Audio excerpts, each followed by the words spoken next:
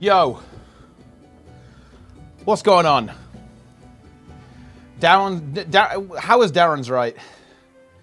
Darren's is never right. He doesn't know anything about the game. Ecto gamble? Okay, I'll do a gamble in honor of the Gamba spec. Here we go. 4 gambas. Ooh, ready to win big. I am ready to win big. Nice. There it is. We love to see that. Yeah, I wasn't expecting the Saturday reveal either. This one completely caught me off guard. Oh my god, guys, this is a huge leak. This is a massive leak. This is actually a leak of the Necromancer elite specialization. This is a brand new leak, the Blighting Pod. As you can see, you turn a target mistake into a miracle. Darren's called the Saturday reveal. I mean, I guess he did. Well, I don't know if he did. Look, he can't be trusted. Like, yesterday he was drunk, like, depleting. Getting into arguments with, like, Russian warlocks or something. I don't know what to tell you. Watch your video, bro. I don't watch your video. I don't watch your shit content, dude. I don't watch slop. I only create slop. I don't watch slop.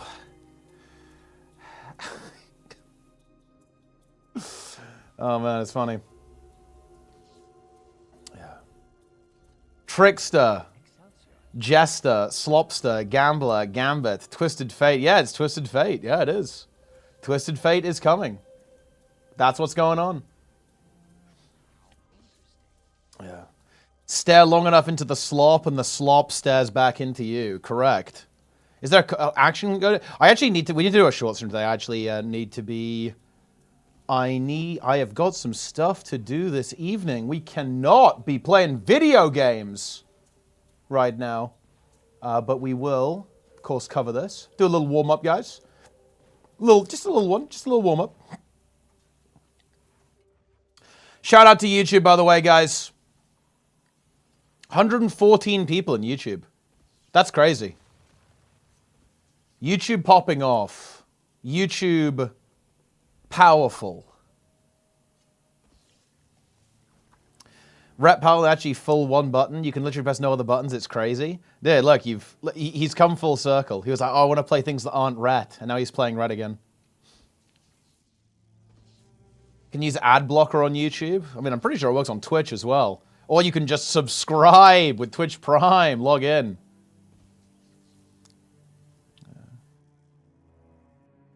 Oracle, based on the Waiting Star Oracle Tarot card. That's actually, I kind of like that theory. It's just a good theory, yeah. That's kind of cool. Rat.io. I was actually expecting that to be real for a moment. Man, I'm really behind on everything. I really need to log into Guild Wars 1 again. We've got to do like Guild Wars 1 stuff, hardcore. Then we're getting new weapons at this point. All the icons, what could be based on the elite spec. They just don't have anything to do with any existing weapons. Too much work, though. I don't know. I mean, we'll obviously find out. Like, if I had to guess, I would say no, but we don't know for sure. Because, again, it does seem like that would be way more work. Unless they... Well, here's the thing, Grim.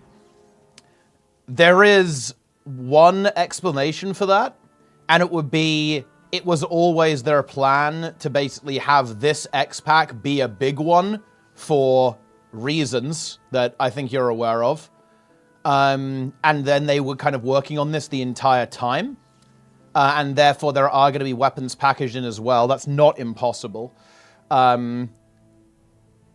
Because if this was always the plan, then there's maybe some possibility there.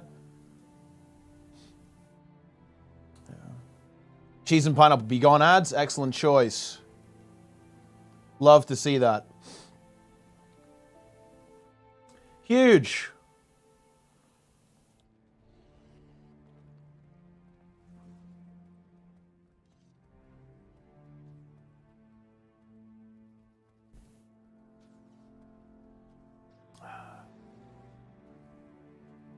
Chill 2-year big reveal. That's essentially what I'm getting at, yeah. So they could be going really hard on this one. So they could have been cooking it up for a while, because this may have always been the plan.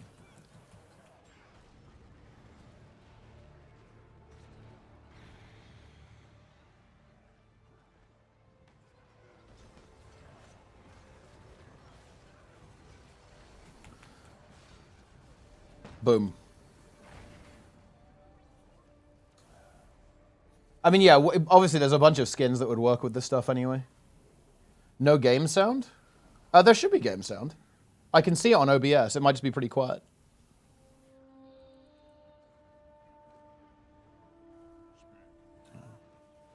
Boom.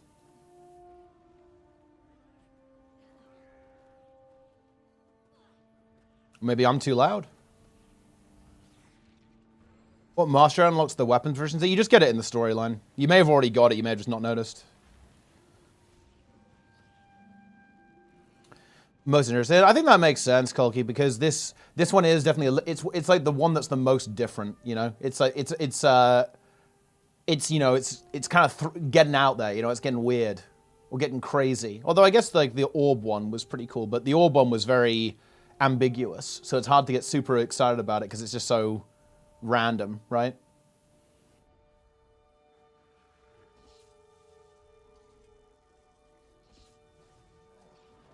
Phase 2. Dude, do you guys think that the meta events in the next expansion are going to have Phase 2? Surely they do, right?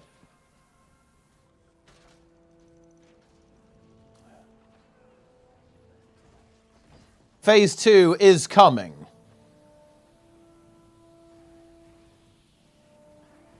They're going to have Phase 3? Ooh. That'll be big. There'll be one more meta in the next expansion.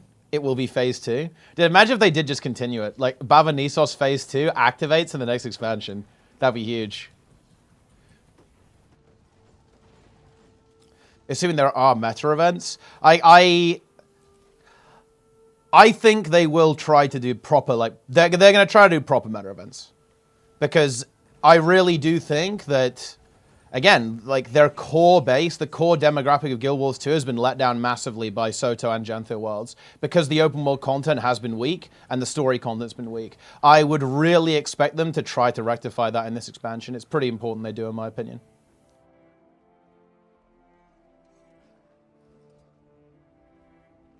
Three game mode route, or say fuck it. I actually don't know what they're going to do with Guild Wars 3. I need to actually sit down and think about it. The thing is that I think there is this slight weird expectation. Like, if you're releasing a AAA MMO, which ArenaNet will obviously want Guild Wars 3 to be, you do need to have, like, a certain level of diversity of game modes. Like, if you release an MMO without PvP, I think people are going to go, like, what is this, right? Like, it's weird. I feel like even non-PvP players will look at that and go, this MMO is, like, incomplete or, like, low effort. You know what I mean? So it's like, should they focus on PvP? Probably not. Like, will it have PvP? I mean, it probably will, yeah. Because I think that you almost, like, have to. Like, you have to have it. If you're going to release a AAA product. With only raids on God? I mean, yeah, maybe. I think they'll definitely try to do that a little bit better. You may be ready to push, by the way, Toast. Let's get some 17s done, like, tomorrow and Monday, Tuesday. And 18s, maybe. Depending on if we fucking deplete or not. Zillion will tank for us. Need to talk to Hemis, actually, a little bit. If he's got enough time to play. Otherwise, we might need Nico to heal, and then someone else to play the Boomkin.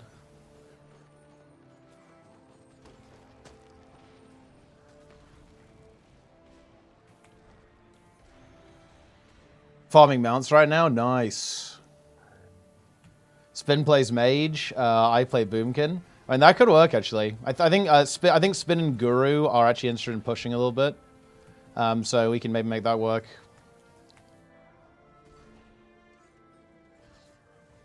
Oh, you can heal? Yeah, you can. You wanna? Well, I mean, yeah, definitely down. Like, we can do some high keys lane for sure. Can do some big keys. Break out the Disciplined Priest. Love to see that.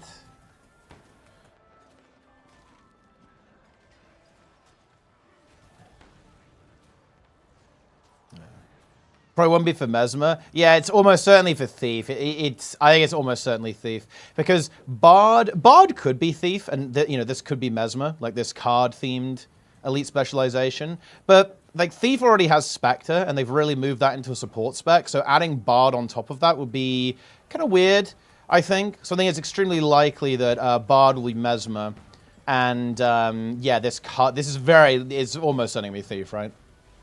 Bard could be Ranger, honestly. It could be. Is the initiative icon not in the card? Yeah, I mean, it kind of is. It's I think it's pretty much going to be Thief.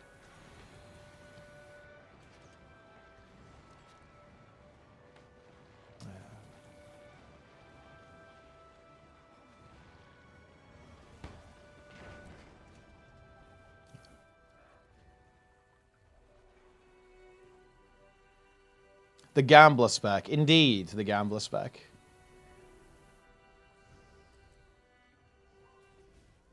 Bard could be Rev. I'm not sure if Bard can be Rev, to be honest.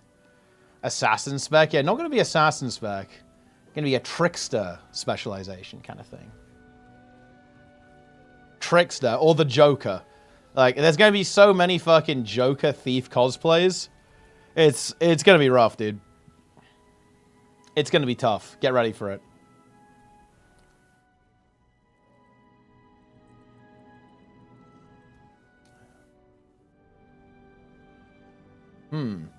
Dagda. Turn all other minions into Kumas, wherever they are.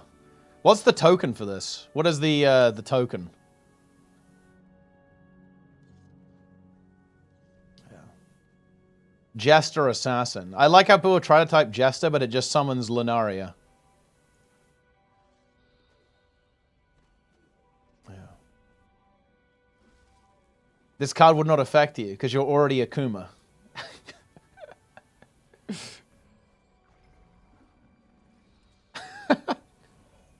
He admits it. He confesses.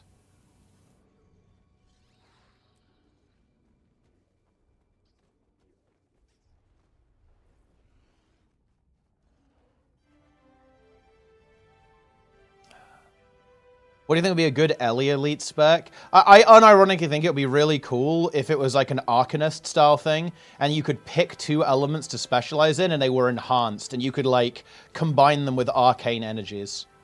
That'd be really cool, I think. Although, now again, you guys are going to take this with a grain of salt. Have you guys seen the stuff from the Chinese media stuff? Like apparently, there was like a little bit more info on the Chinese social media, basically.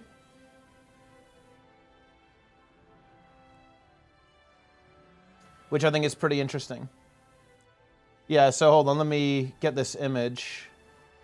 So yeah, on the Chinese, like Chinese social media, the bard has "Life floats by, my heart drifts with the clouds." It's like the little hint. So yeah, it's obviously bard, right?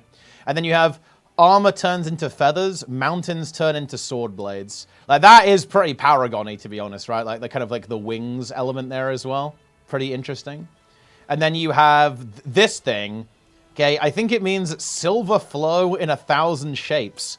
Summon shadow shaping attack. You've got like it's the Chinese copy pasta forming here. This phrase represents silver coins, liquid, and lights, symbolizing the process of sublimation from solidification to fluidity. That's actually pretty interesting.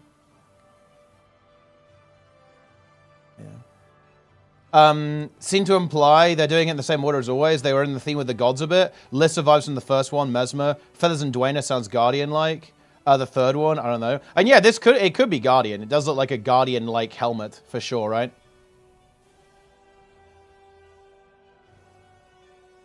And then, wait, what would the third one be then, in that case, Grim? Like, what's the regular order? Being Necro? Yeah, that feels like Necro. Yeah. Like that, this kind of thing, like solidification and fluidity, that does sound Necromancer, right? Yeah. Yeah. This one would be Ellie, the cards. Yeah, now that would be fucking content, actually. That would be very interesting if the card one was Elementalist.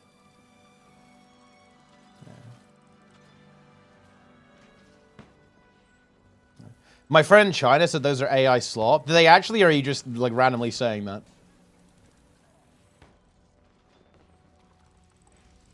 Card wizard.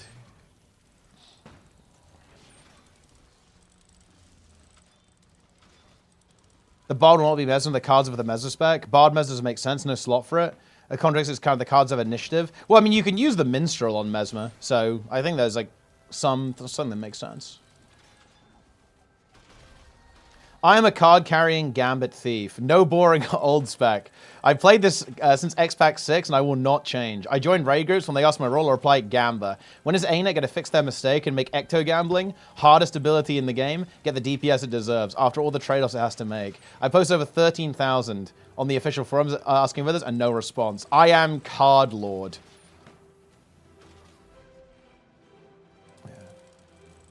Mesmer already has the support specs everyone. That is true, but I mean, I feel like you could say that about anything for Mesmer, really. Like, Mesmer is very well-rounded. It's, like, Mesmer is, I think, probably the most well-rounded class in the entire game, no? I think it can do every role in a very flexible way. So it's definitely difficult to expand the design space of Mesmer. There's no question about that. Yeah.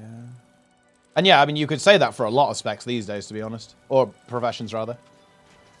The order has been Mesmer, Guardian, Necro, Ellie, Rev, Warrior, Thief, NG, Ranger.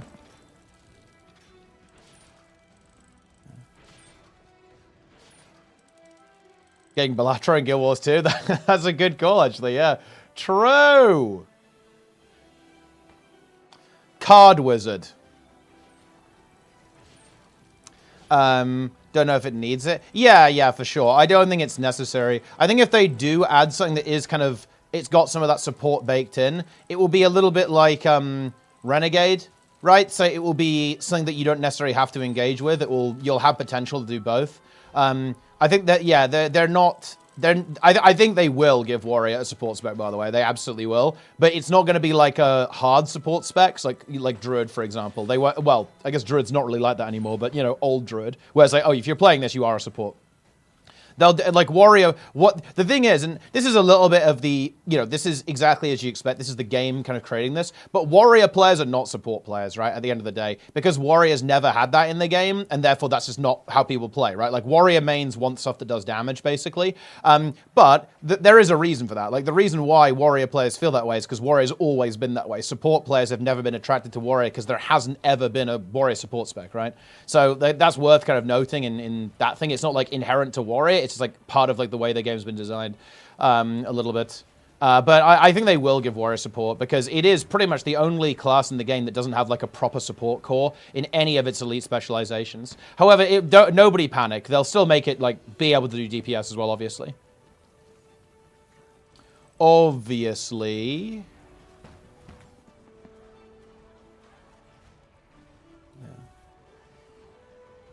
Gold resource cost. That would be really funny, but they're definitely not doing that.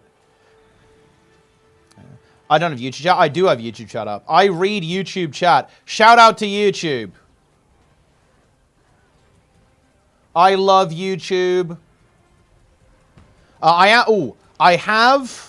am going to be doing a couple of stream tests. Maybe it really... Okay, YouTube viewers and Twitch viewers, I may go live at random at almost any hour of the day because I've done a little bit of research, done a little bit of, you know, digging around for the 2K stuff, like the Twitch 2K stuff. And I have built a couple of configurations that I think should work so I can stream in 2K to Twitch and YouTube at the same time. But I do need to test them, obviously. I haven't actually tested them, so I need to actually go live to do that. So I might just do, like, some random, like, starting soon screens or, like, just, like, empty gameplay, just, like, gameplay with nothing else. Random streams to actually get some testing done on that. Because I do want to do it, but I also don't want to just, like, strand people without 1080p. Because, like, last time, for some weird reason, it was, like, not offering people... Well, the 1080p sucked, and it wasn't really giving people, like, 720p options either. Which is not good. So I will see if we can get that working. Ditch my Heal-a-lack Bladesworn. I mean, look, Heal Berserker is actually... It's not amazing, but it's a lot better than people think it is. Heal Bladesworn is just trash, I'm going to be honest, guys. It's probably the biggest copium build. No, actually, that's not true. Actually, wait, no, it's not even not true anymore. I was going to say the only bigger coat build than Heal Bladesworn is Heal Harbinger, but that build is actually at least playable now with the new transfusion change. Like, you could, like, Heal Harbinger, I don't think it's very good, but it exists. Yeah. Yeah. Yeah.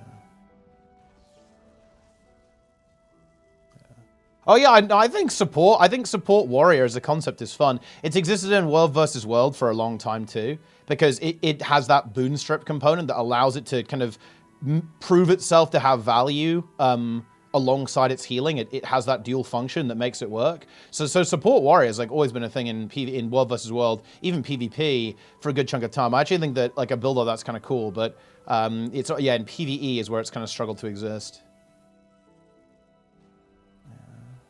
I love daily YouTube slop. I'm glad you do.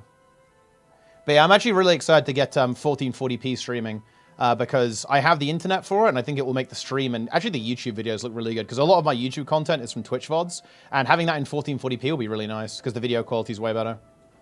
A giant troll by ArenaNet isn't going to be elite specs, but something completely different. I mean, that would be exciting, but I'm almost certain it's elite specs at this stage. I mean, it's pretty obvious with the way that they're presenting this.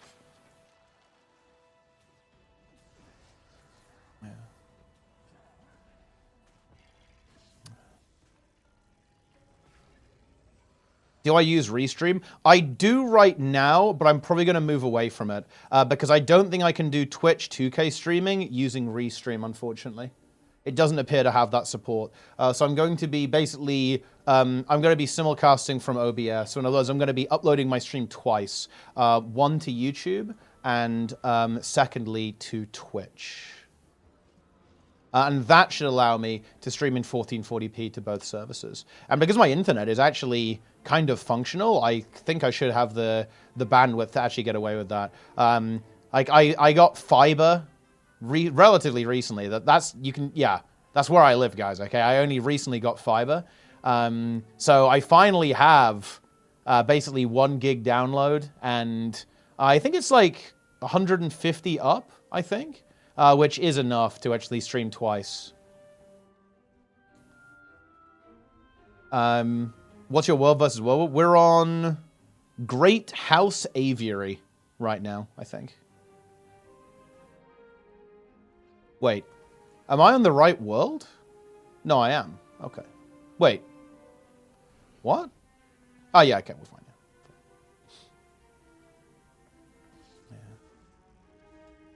I don't know what class I should be committed to. You're not really committed to classes, just play what you want. Last places that got fiber then? Yeah, that figures. That does figure. People look, well, you can actually, it's very easy to see where I live from the IRL stream. There's some pretty iconic landmarks that get shown on the IRL stream, but yeah, I'm kind of out in the middle of nowhere a bit.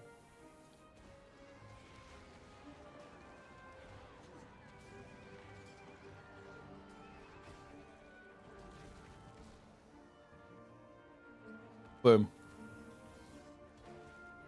The leap animation is so scuffed on Sword. Like, the first one in particular looks weird. Did an IRL stream? Yeah, me and Sneb ran 5 kilometers together here in the UK. It was very exciting. If you're not in the beta, it doesn't offer people transcoding, which is dumb. Yeah, I am in the beta, though, so it should give people transcoding.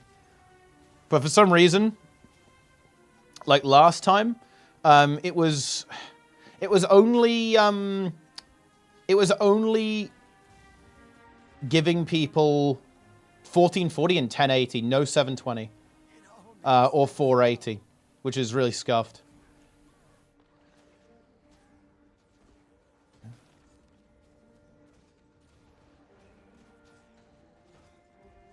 Yeah.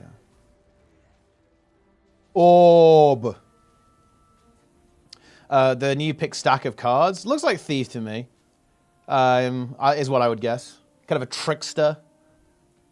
Like, ArenaNet watched Deadpool and Wolverine. They thought, dude, GAMBIT. We've got to bring GAMBIT to Guild Wars 2. They were just transfixed by Channing Tatum's performance. Rather play one class and get good at it, not find a class swapping. Well, I think do your class swapping at the start then.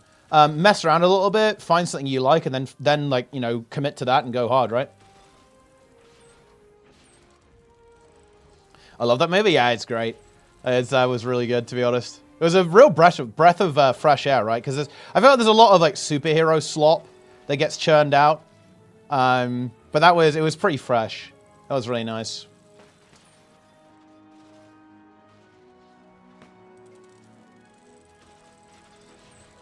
What do people call it? Do people call it cape slop? Because they've all got capes.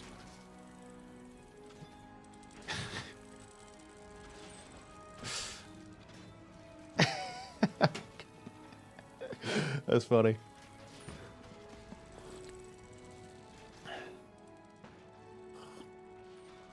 We're getting into Garrison, man.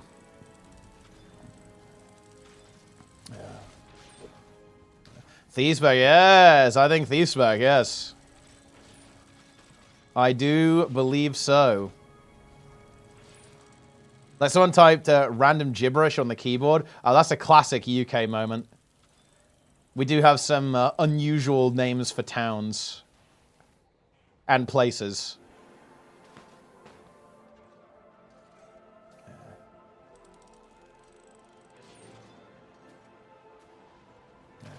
And food, yeah, that's true.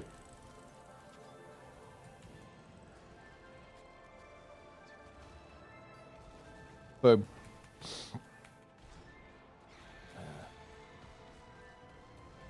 Add cock to any British prefix. I mean, like, you can. Why cock specifically? Like,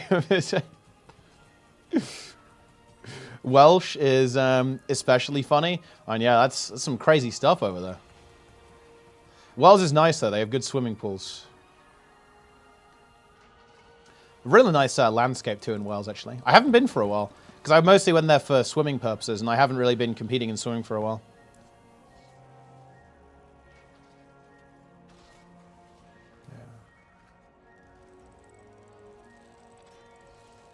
And yes, good evening, Morbanash. Good evening, good evening, good evening.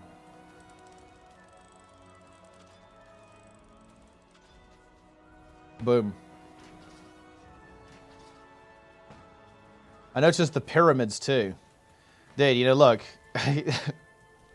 Whenever I think of the pyramids, there was this conspiracy theory recently that I just thought was absolutely remarkable. And I think there was this conspiracy that, like, the pyramids were actually, like, electricity collectors that somehow powered some kind of, like, generator. And they're, like, this, like, mystical structure that had these, like, beams going down into the earth, and it was somehow, like, an energy storage device of some kind. I was like, wow. Dude, people, like, come up with some crazy fucking shit. It's like... yeah. So wow, that's quite something. Yeah. I guess it is a little bit like the Azura. It's a little bit like some fantasy technology. Yeah. I think conspiracies like that are really interesting because, you know,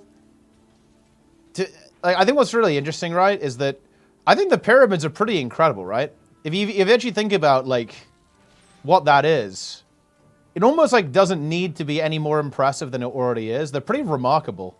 Like, piece of architecture, right, and construction, like an incredible human feat. It's like, I don't really need... I'm already impressed, you know? Like, you don't need to make it, like, magic or something. It's already very impressive.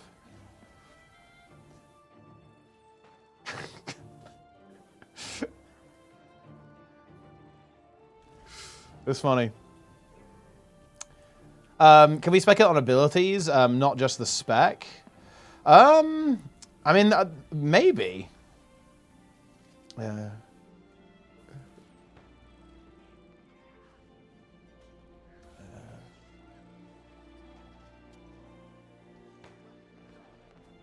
Yeah. That's funny. I don't know what kind of spell, well, it's weird. Like, speculating about abilities is kind of unusual in my opinion because of the way ArenaNet designs skills, right? Like, it could be literally anything, right?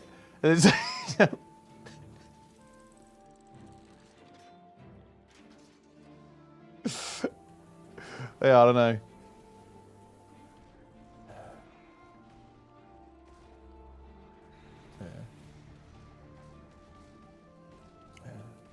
It could be all 9. I mean, I'm not sure about that, but... Code-base of Virtuoso Blades? Well, I mean, the question is, like, how would it change Thief's mechanic? It would change Steel, right, in some way.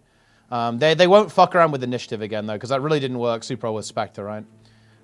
So they're going to... They'll leave, like, Initiative intact, and it will get, like, a new version of Steel. Might have, like, some variants, like you draw cards or something like that, with your Steel, in some way.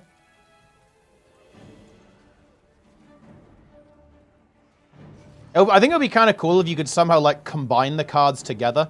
So you can, like... It would be kind of cool, like, if you can pick 2 cards, or you draw 2 cards, and that gives you, like, an effect. There's, like, combos you can get. Something like that, right? They would... I think they wouldn't want to make it too RNG, though. That's the only problem. They'd want to make it... Like, ArenaNet would make it deterministic. ArenaNet are very anti-RNG in their class design. So they would try to... It wouldn't be like random. Dude, I got trapped to death. It's over. So it would almost be like a rotation almost. Yeah, it would be something like you draw an order maybe. Like you cycle through a deck in some sense when you use this mechanic. So it's like you have to kind of have some foresight and think about it ahead of time. That type of approach, I could imagine. But they don't like RNG, so I don't think it will be like Giga RNG or anything.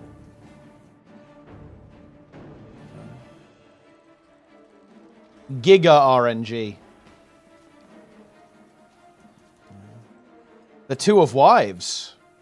Excellent choice.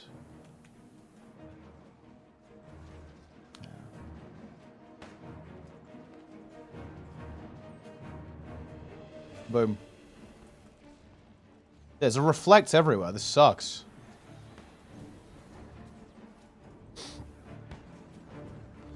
Yeah. Make it Giga RNG. Destroy all skill expression. True. Twisted Fate? Well, I mean, I feel like we can't call something Twisted Fate just because it involves cards, guys. But, I mean, it would have that similarity, yes.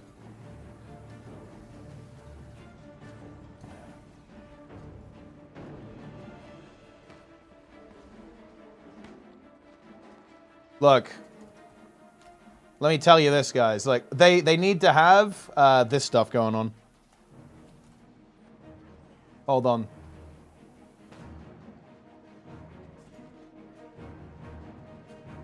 Dude, why is Wowhead slacking? I want to play the Ready to Win Big from One-Armed Bandit to you guys, but I literally can't do it. Wait, let me see if I can find it on YouTube instead. I'm dying. I'm outside the group, so I'm not getting healed. This is absolute fucking deplete.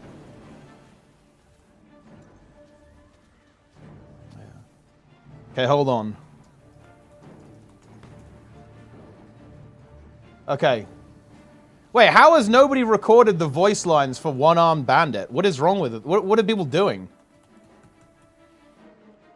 Ready to Win Big.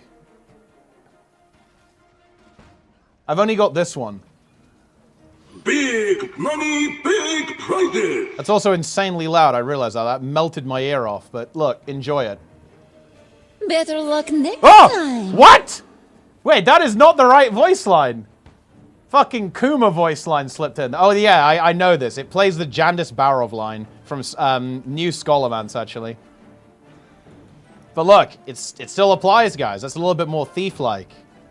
How am I caught, guys? I'm not caught, okay? I'm not caught, bro. Nobody here is caught.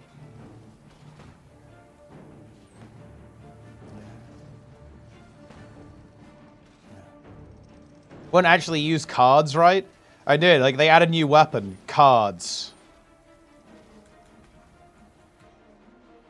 Oh, this guy's dead. I'm dead. I'm up. Dude, this is terrible. Siege and Garrison sucks, man. Oh!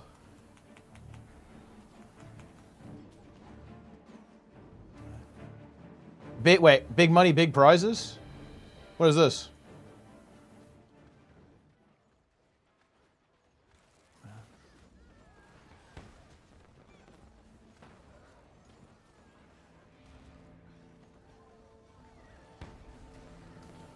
Card throws can cause serious damage. I imagine, yeah, you can get serious paper cut from that shit. 100%. It does make some sense.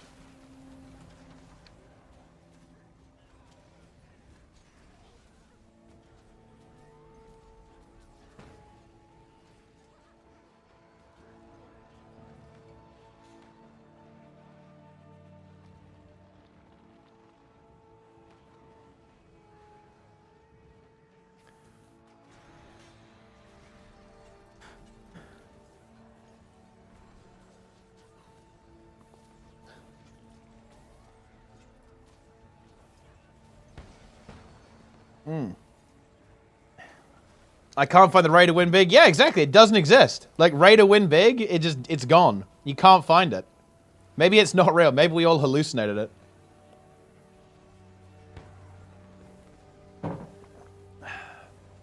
That's possible.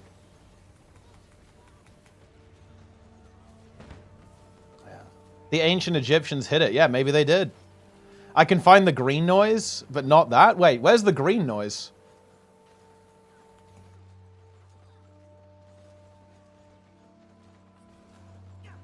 Yeah, why has nobody uploaded all of the voice lines?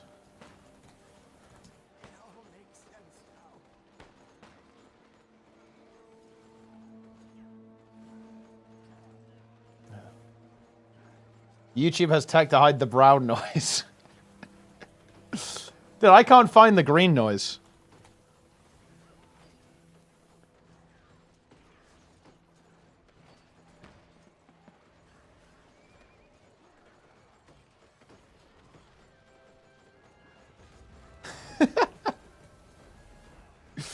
I call this the green noise.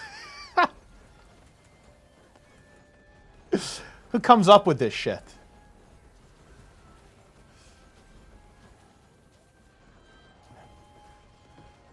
As a result, this group was way harder years ago. That's actually not entirely true. I remember completely busting down gates back in HOT when there wasn't nearly as much healing, and you played like double core guard with a support Tempest. There was still a lot of healing back then, especially if you played correctly, and everyone was like using their defensives appropriately. I would actually say if anything, it's got a little bit harder to do now because the enemies have so much chip damage. It's actually like very easy to die because the damage numbers are so insane that you can very easily just get like spiked by random AoEs going off from people like swarming around you. And it's arguably harder to actually break through than it used to be. Card Mage? Ah, Lowry, welcome, yes. Card Wizard, welcome, welcome.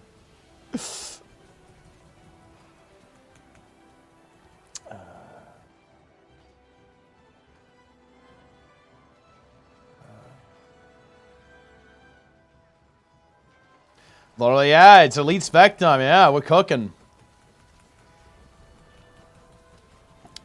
Was expecting that. It was definitely, I had an inkling of it, to be honest. There were a couple of reasons for that, but I was definitely hoping for it. You know, we've basically had two expansions with weapons with no elite specs. I think it would be pretty cool if this time it's going to be elite specs with no weapons. Although then again, like maybe they've gone hard with weapons too, right?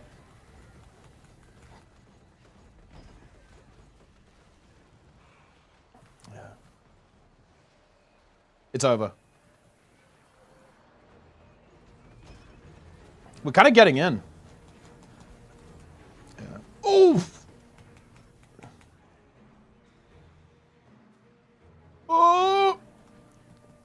Dude, not being inside the group, it does not feel good. Oh, it's actually over. I'm vanquished. I fought valiantly. Wait, I'm actually being rezzed, but no, I'm not going to waste your time. Yeah.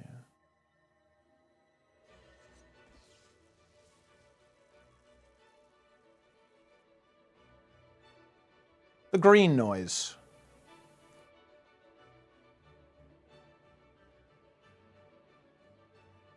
I think I have loads of this Mersat stuff. I've just been letting it pile up. How many of these do I even have? Wait, only 60? Oh, I've probably been consuming them. Which is probably not the way to go, is it?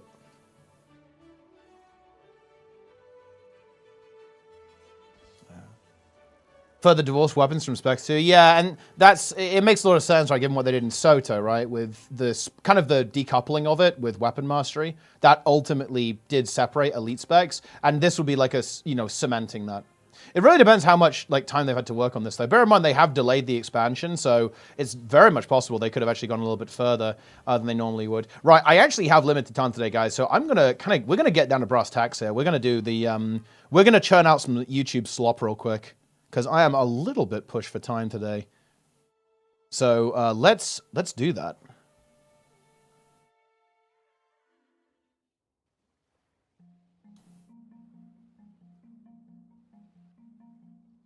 Yeah. Slop. Look, people are hyped for the slop, seriously. I showed up today, and people were already begging for slop. They said, please, feed me the slop. So, well, okay. Wait, do you guys really want the rock? Is that what you want? You want me to go to the rock? We can do that. Yeah. Gamba Wizard is a crazy reveal. They dropped it, right? It's a big bomb. They yearn for the slop. Slop rock. Look, this rock actually is slop. If you think about it, look at the texture, guys. Everything looks pretty good, and then for some reason, the top of this rock is just, it's very stretched for some reason. Compare the texture resolution on the top of the rock to just a couple of centimeters away. I guess it's not great here either. The top of this rock it's just having a bit of a rough time compared to the rest of the terrain here. The resolution is compromised. Yeah, the rock is 480p. It's not what we like. Not what we like to see here. Bit unlucky. Where you eat your slop lunches. Yeah, look, we can look down into the world. Very lovely. Got the palace over there. You got the bay. Oh man, does Nexus have this DLL? There's a DLL that removes the fog. It actually makes the game look kind of incredible. But it obviously does make the game look a bit goofy because you can see stuff that you're not supposed to be able to see, but it actually looks really nice, to be honest. And people actually used it in World versus World because it kind of gave you an advantage, but look, let's not talk about that. So I'm pretty sure that's one of the reasons why it's not super prevalent. It is what it is. Remove fog.dll. Yeah.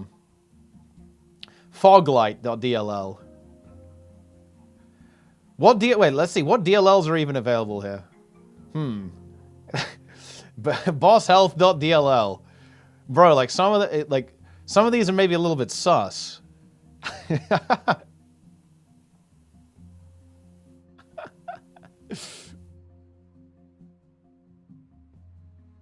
Wait, you confirmed that boss health is legal? Wait, really? Wait, who did you talk to? Yeah. Frog.dll. We do need frogs. There are not enough frogs in Guild Wars 2. Where are the Hylic at? Where's our Hylic expansion? Actually, if we go into a loner, there could be Hylic there. There's a bunch of Hylics in Guild Wars 1, actually. So maybe we'll get our frogs. I guess there's loads of... Dude, oh my god. Guys. Okay, hold on. Hold on, guys. I just remembered something. Which expansion is the best expansion? Heart of Thorns. Which expansion has frogs on every map? Verdant Brink, frogs. Ulrich Basin, frogs. Tangled Depths, frogs. Dragon Stand, there is a frog, I believe, leading one of the lanes and, like, being on one of the islands. This is basic stuff. This really is basic stuff, guys. Heart of Frogs. There are no frogs in POF. There are no frogs. Were there frogs in Janthir? No, not really. And there's no, obviously, it's too cold for the frogs in Icebrood Saga, so there's no frogs here. Yeah. Well, yeah, and there's mushrooms. There's frogs and mushrooms in HOT. That's crazy.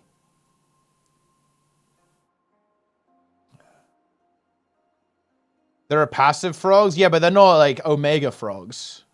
There's obviously like the little critters. They'll be like critter frogs. It's not the same thing as Omega frogs. Oh, yeah. Oh, wait. Okay, hold on. That is true. There's Mr. Ribbington in Janthir, and that is actually quite powerful. Like, Mr. Ribbington is very high tier, actually. Yeah. But that makes sense, though. That's a really strong part of Janthir Wilds. Was Mr. Ribbington. So basically, if the next expansion has frogs, it'll be good. Otherwise, it's probably bad. More frogs equals better game. Yeah. It's actually, in my opinion, this is kind of a big strength of WoW, is that there's a lot of frogs in the game. And you can have them as mounts, right? You can have this frog mount. It's pretty good. Wait, isn't there like a massive frog in BFA? Isn't there a frog god? Yeah, there is. Please help us. The frog marsh is under. That was. I just looked up a quest. And there you look. Here you go. It's a huge frog. He's fucking massive. This is like a troll. Some trolls trying to take him out. It's a giant frog. This is the kind of this is what you need in your video games, guys. Yeah. Frogs.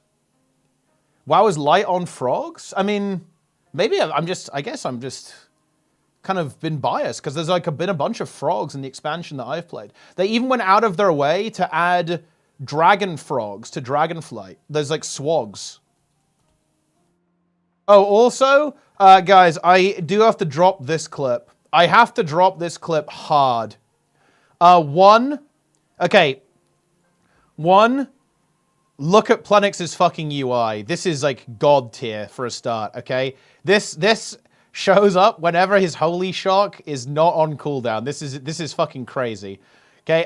But also, notice this, guys. Notice this is heroic Hall of Infusions. Look at Jester being chased around by the Swoglets. He dies to the frogs. He literally dies to heroic Swoglet. Gulping Goliath wins. The Plenix's UI was so fucking cooked. Yeah, his unit frames are absolutely massive. Like, he has debuffs on his... Well, I mean, I guess that's not that bad, actually. Yeah. Yeah, no class color as well. I kind of respect that, actually. I respect that, to be honest. That's crazy. That's serious business. Yeah.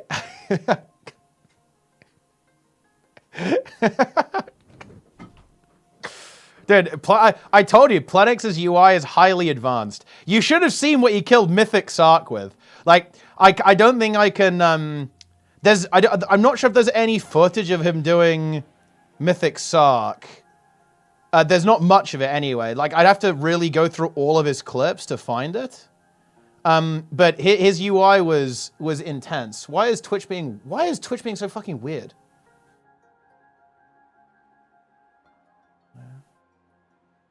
Let me see if I can find his clips. Oh, dude, what? Dude, Twitch is just breaking. I'm actually getting a little bit annoyed now. Why is it being so bad? It's just not loading the clips properly.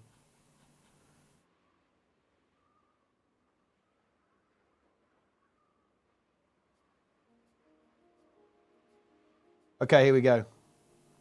Here, so this is what he did Sark with, which this is not. I think this is actually fine, right? The UI has been updated here a little bit. Like that was like heroic. Now we're in Mythic Sarkareth. Like things have improved. Yeah. Oh yes. Dude, also Plenix is based. Okay, Plenix played Zandalari Troll. Because he was like, dude, they just look cool. And he's not wrong. Sakura was a pretty hype boss, actually. I wish I had Plenix's VOD for this. He probably has it somewhere. It might be like uploaded unlisted. Dude, look at this. Look at the original unhinged roster. Limonade, Madness, the Venture Co., Ball Basher, aka Dranet, Talon Tosser, Mice, Jester, Angels on Tank VDH, Sprudel still here, MSC on Rogue, Abindo on Warrior, Chris on Warrior, Aix on Warlock, me on Brewmaster, Bratty Kitten, Legendary Resto Druid, Nico on Mage? Can we believe that? Nico on Mage. Oh, dude, Randy Mandy is here as well. Vivaloof on the Devastation Evoker. Plenganoid on Holy Paladin. Vic, Krungo. And look, wait, who's this guy's? Darren's TV? And then Spin still on the Magus. Mage Main. Incredible. Oh, yes. You love to see that. You absolutely love to see it. Also, awesomeness. Dude, you guys are doing nothing until October. Get off your ass and stream HC Vanilla, bro. What is this? What are you doing, dude? Yeah. What are you doing, bro?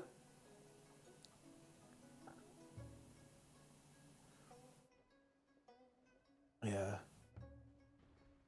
Might go for EOS? Okay, stream. You have to stream EOS then. Although, Embodiment of Sin, that's not going to take very long, bro. Embodiment of Sin is piss now. Oh, dude, Embodiment of Sin is kind of unclean. Have you seen the strats they do for it now, awesomeness?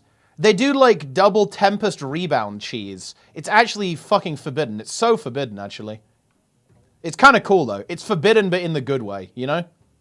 Yeah. Yeah, like, people don't do... They do greens, obviously, but you do, like, rebound cheese, right? Which I actually think is kind of cool, to be fair, actually. So I can't take it back, but... I don't fully take it back. Yeah. So yeah, it won't take you very long. It's not super bad anymore because you don't have to worry about greens. Like you just break it with Tempest. I guess it's even better now because Tempest is... Dude, yeah. Oh my god. Dude, EOS is actually free now because I believe they used Heal Tempest for that and a DPS Tempest. But now that Heal Tempest is kind of cracked, that's going to be even easier. It's kind of legit. Also, I think Heal Scourge is honestly better as well in the context of Ceres because you heal more, you have more green numbers. So that also helps out with Ceres a fair bit, actually. Because, like, this is really good. Well, not this exact build, but yeah. Honestly, on Ceres, you could even make an argument for running Sand Flare and just having the res trait, nothing else, too, to be honest, because like, the barrier is really nice. Rogue Trader is so good. Wait. Is this the Warhammer game, right?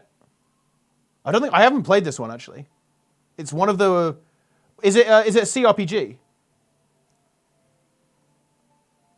Yes, it is. Yeah. Yeah, I thought so. Yeah, I haven't played this one. I honestly should, though, because I really like Divinity. So it's like Divinity, but 40k. That's pretty base, actually. Not gonna lie.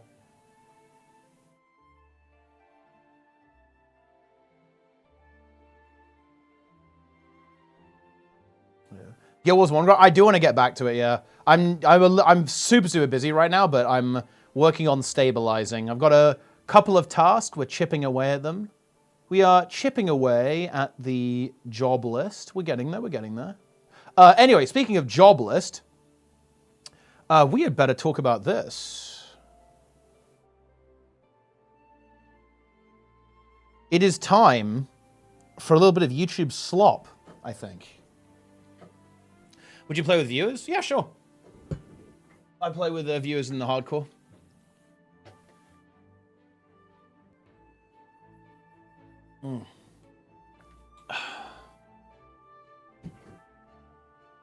Oh, dude. My legs are still sore, by the way. Like, I did a slightly forbidden technology because I was trying to pack everything in. I had a massive leg day at the gym and then immediately went for a run. And to be honest, it was a powerful combination. And I'm still not recovered from it. That's funny. Looney Tuesday. Yeah. Right. Yeah. Running after leg day. Yeah. I went straight from the gym directly into a run. It was maybe not very intelligent. It was fucking brutal, dude. Why do it before? I actually don't. I prefer gym before cardio. So I like to lift and then go cardio afterwards. I know that might sound insane to people, but that's actually my preference.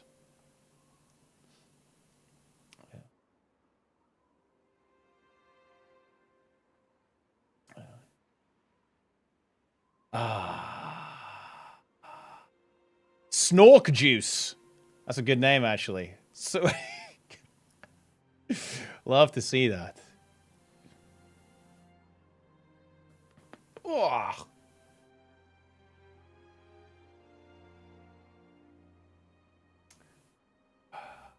Card Wizard. What if Aina actually said, yeah, we're actually calling these Wizard. So the first one is Bard Wizard, Music Wizard. Then it's Helmet Wizard. Then it's Orb Wizard. And this is Card Wizard. Have you thought about that? Wizard Poker. Yeah, exactly. Oh. Ugh. That card assigns your elemental attunement. It'll be pretty interesting, you know. I'm telling you it's elementalist. Yeah, I'm going to talk about that here as well. Ain't it going to bounce more specs? I mean, look, guys, we're in the chaos stage of Guild Wars 2 at this point. It's fine. Double Warhorn spec is Horn Wizard. I mean, that sounds a little bit wrong, but I mean, maybe.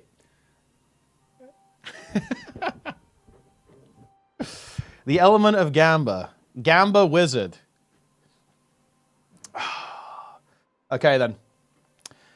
Let's get down to business. Gamers. I'm sure there's a lot of people out there, okay, who have always wanted to be a card wizard, a Gamba wizard. Maybe they like to dress up as the Joker or Gambit. You know, they watched Deadpool and Wolverine and thought, wow, that's where I want to be. Well, good news. Hello, YouTube. You might have that opportunity. With a surprise teaser, ArenaNet utilized the scheduled tweet functionality to bring us these cards. Now, everyone's immediately thinking Thief. This kind of looks like Initiative for a start. And, you know, you're thinking Trickster, gambling, games of chance, that kind of stuff. Really fits into that Thief theme. And, well, we might be completely off base with that. There's a little bit of interesting information that's popped up, actually, from an unlikely source in the Chinese server, actually, as it turns out. But we'll get into that later. But here, I think this is looking like Thief for sure. Really cool theme, to be honest. I think people are going to really like that. I imagine Thief mains are very excited to see this potential proposition. Of course, it isn't confirmed to be Thief, but it certainly is looking that way, I think. Now, it will it's going to be really interesting to see how this plays out because, of course, it's going to interact with the profession mechanic. So maybe like when you use steel, you draw a card, or you're like cycling through a deck and you can combine them together in some way. Like someone was bringing up how we should be talking about what utility skills you might get with this, or maybe if there are going to be weapons, because this is a really interesting situation to talk about because my assumption going into this was there wasn't going to be weapons, but there honestly could be. Like they delayed the expansion a bit. Maybe they're going all out on this expansion, like really trying to kind of smash one and get a big one in. So we'll have to see about that. Of course, we'll get confirmation relatively soon. I wouldn't expect that because, again, that's a lot of work. I think elite specs are more work than making weapons anyway because there's a lot more mechanical intricacy involved in them because it changes the entire mechanic. But anyway, we're already, like, how was that, guys? How was that for a teapot moment there? Immediately got sidetracked within a couple of milliseconds talking about some other stuff. But listen, I know you all love it. I know you all love the YouTube slop. But yeah, super cool, I think. You know, Thief, definitely one that's, I think, hard to make specializations for. But also, I feel like Thief actually has some of the most room for design to be explored on it, because elite specializations on Thief, and this is kind of true of Warrior as well, have always been a bit one-dimensional. We saw them change that a little bit with Spectre, especially now as Spectre has recently been kind of like made way more functional, way more usable. And now that we see with this recent patch, Spectre is now like highly functional as a support. Even seeing some really good play in World versus World, actually, as it turns out, as well. And well, all game modes, I expect, is really good in PvP for that kind of hybrid damage support thing. You've got support Spectre in World versus World that's doing really well right now. And of course, you have like loads of Spectre builds that work well in PvE too. And that's been really helpful with some design. But still, plenty of space to explore, I think, on Thief. Because again, like Daredevil and Deadeye are, you know, they are pretty niche and a little bit more one-dimensional than a lot of other elite specializations have been. So it's going to be very interesting to see where they take this in terms of like what it's going to actually end up doing. You know, I think they won't go too hard on RNG. Nobody panic. Like ArenaNet is very anti-RNG, right? In terms of how classes play out, right? They typically keep things pretty damn deterministic. Like, you know, even with how they've been kind of removing stuff like chances and procs and stuff like that from a lot of class design over the last couple of years. I don't think CMC and Trig are big into Gamba. They are not ready to win big, guys, okay? I better be able to use Pot of Greed to draw 2 additional cards from my deck. I mean, yeah, look, there may be some kind of mechanic like that. You draw a card whenever you steal, but maybe you can kind of rig the deck somehow to get the card that you want. Maybe you can, you can combine multiple cards together and you can get special effects and stuff like that. It could be really cool. And there could also be some interplay there with your utility skills.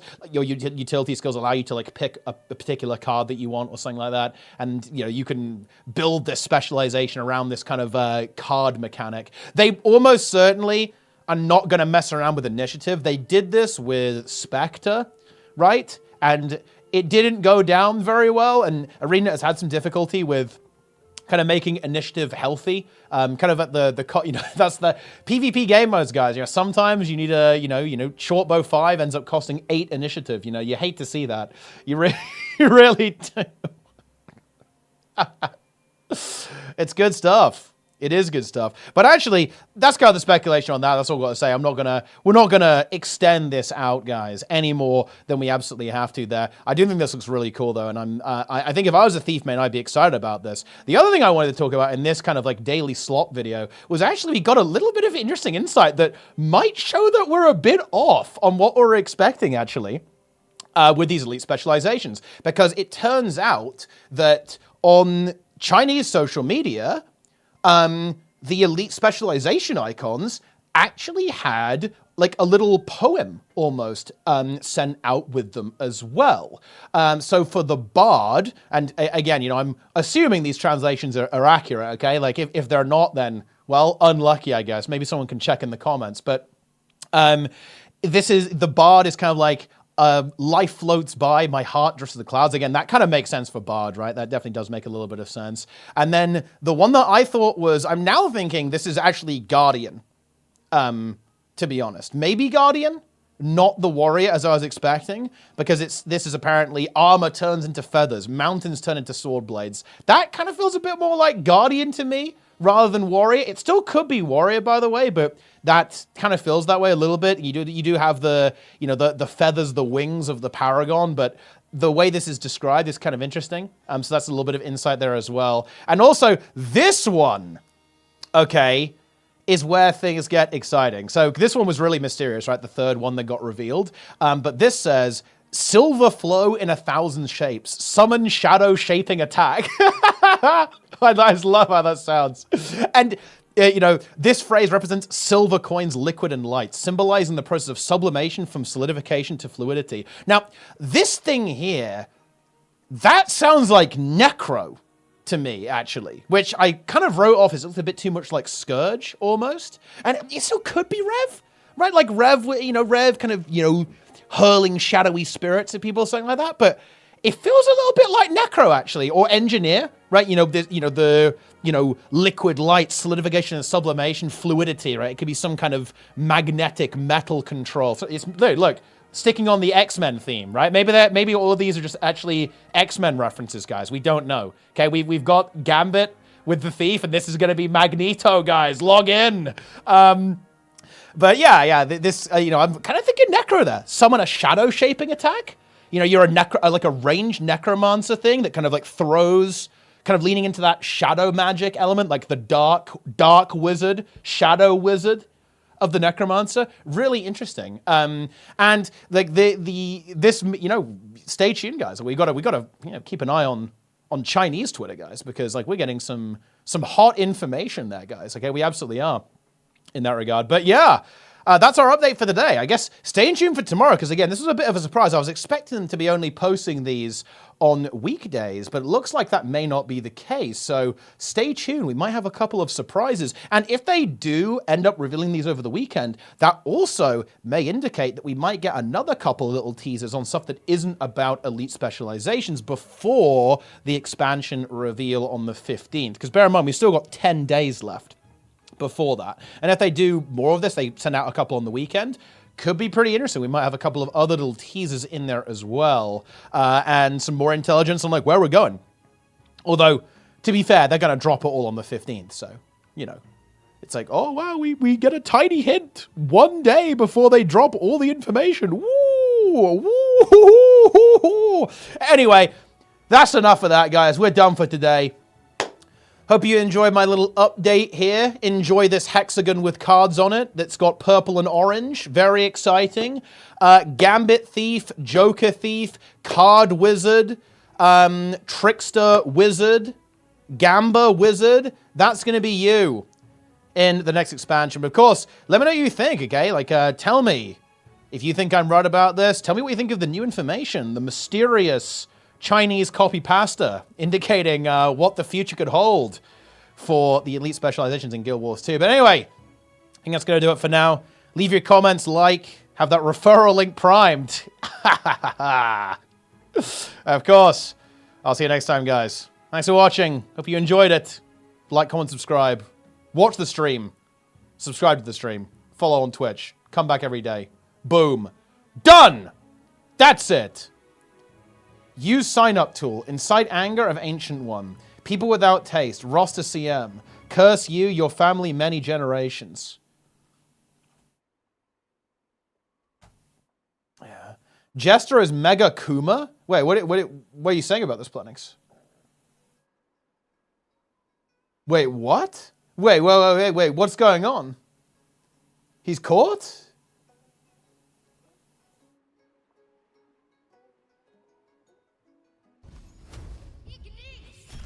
What is this, bro? Do not go back. Wait, we're gonna check the VOD here, guys. So let's take a look.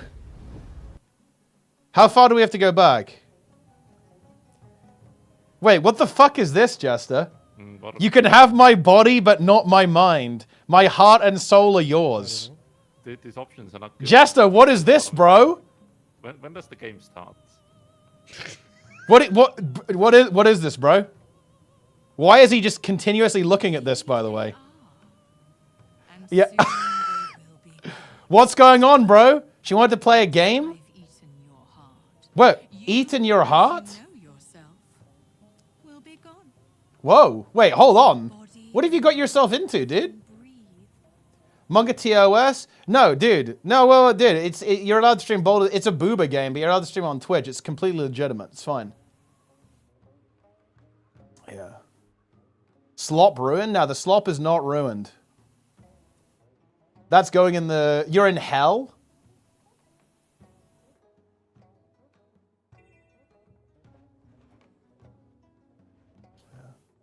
Hmm. Wait. Wait, hold on. Wait, you died.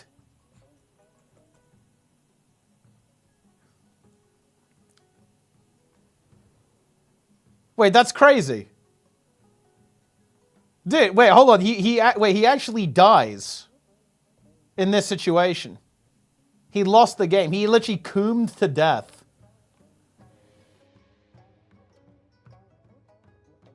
Like his soul got eaten by this this demon. That's crazy. Yep.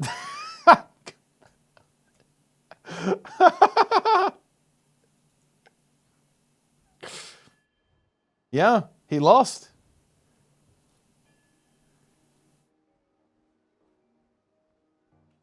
Yeah. Only real gamers get all endings? I mean, I guess so.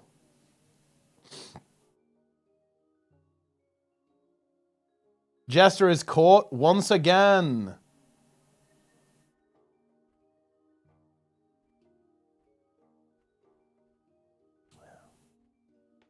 The moment the game ended, he outdid himself.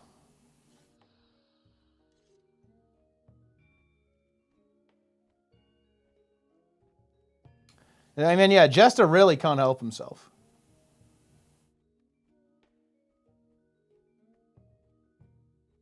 Jester is unchained. Oh, I'm on the wrong character.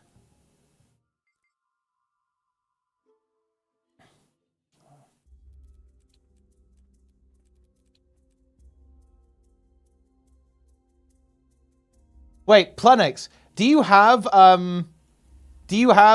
Sakareth? Your like raid gameplay from Sakareth recorded anywhere? Oh, and also, Plenix, be ready to activate. We should actually discuss you activating in WoW, by the way. No, not really? Oh, man, that sucks.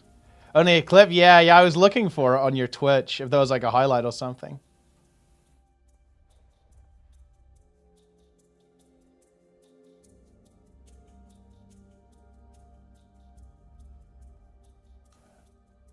Doubles the amount of damage.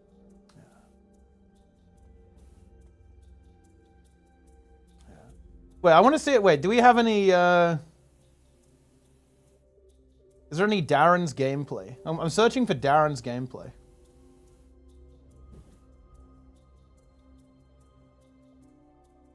Oh, yes.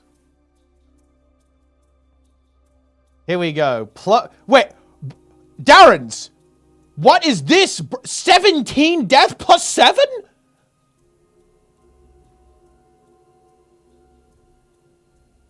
What?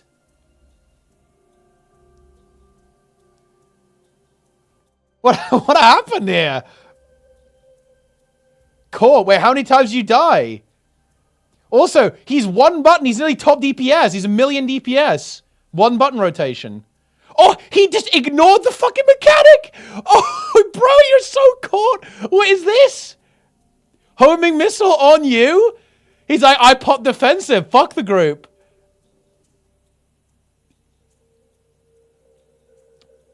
That's crazy. You smell of it? Bro, it like exploded on everyone. Like, what? Nice. I did a +2 with 50 deaths. There's no shot. There's no way you did +2 50 deaths. I want top. I mean, yeah, I guess you were top DPS. 27 IO. Huge. Okay, Theater of Pain 8. Wait, let's see. Does this deplete?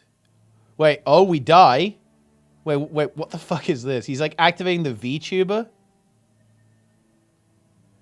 Do you soak? Oh! What is this heroic leap? The one button rotation like rotted his brain. Oh.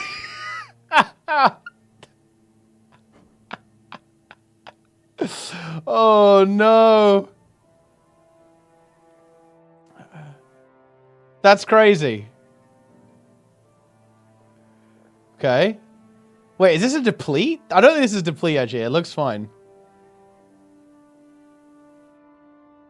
Also, why did you pick this VTuber avatar, Darren? It's like, you're fucking exposed, dude. You're completely caught. What is this? It doesn't look like you. Okay, wait, let's see if he gets hooked. Let's see if Darren gets caught by the meat hooks. Oh, he's not caught, actually.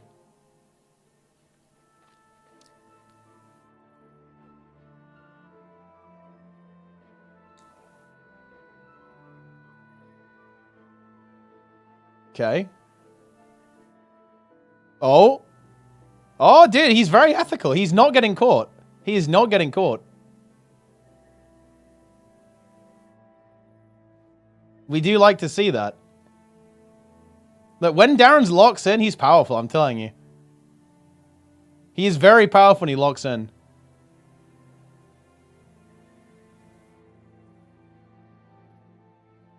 Surely this is timed. It's actually going to be a little bit tight, no? Well, actually not really. Time's fine. Yeah, because it's not tyrannical, so the bosses don't take very long.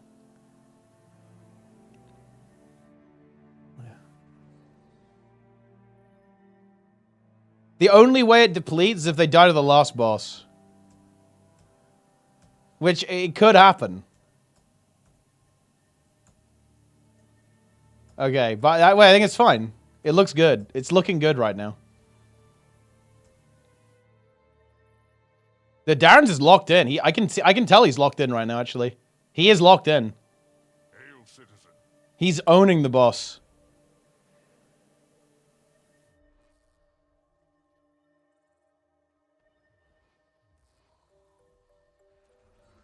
He's deep locked in.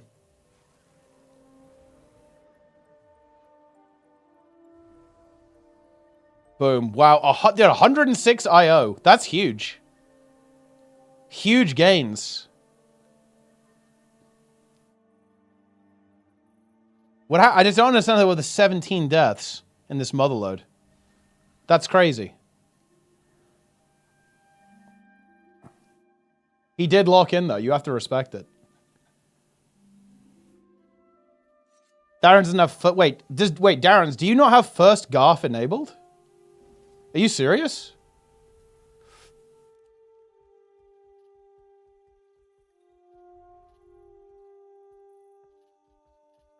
You need to enable first Garth. Also, Awesomeness, what is this? Have you done? What do you mean by have you done? Deep in my memory? Yeah. I mean, yeah, I found this one. I was looking through. I was looking to see if I could find, like, more clips or anything like that. I also found the one where Jester dies to the frogs in Halls of Infusion.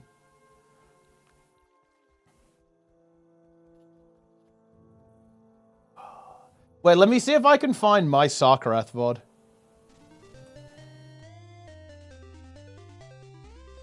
I can. This was hype.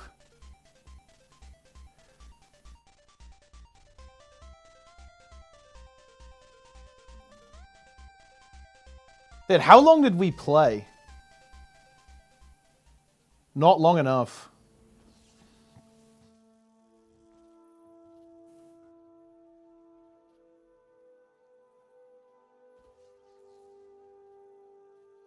Oh, it's so beautiful. Look at it. Just look at it. Here we go. Man, this fight was really good, actually. Sakarath really is quite excellent, to be honest. It really is.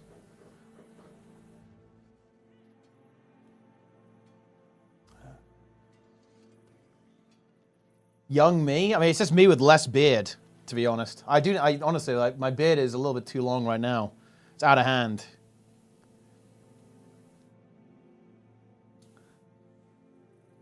Oh. This is a very good fight, actually. 500 pulls. Nah, this didn't actually take very many pulls because we fought it very late in the tier, so it had been nerfed a fair bit. Like this is not it's not particularly difficult, to be honest. It's not easy, but it's not like insane. Like for like a Mirdrasil, we were not fucking ready for a Mirdrasil, dude. Like a Mirdrasil was insane compared to this, like in terms of the difficulty, because we fought the bosses a lot earlier and less nerfed. They did like nerfing the last two bosses a lot, but they were just much harder. It was like a much harder raid than this. Like, this raid was pretty chill by comparison. Same shirt? Probably, yeah, or very similar at least. Drop the bomb. Dude, imagine getting people to do this in Guild Wars 2. It'd be fucking impossible. Yeah. It'll be literally impossible. The Brew is such a hype tank in raid.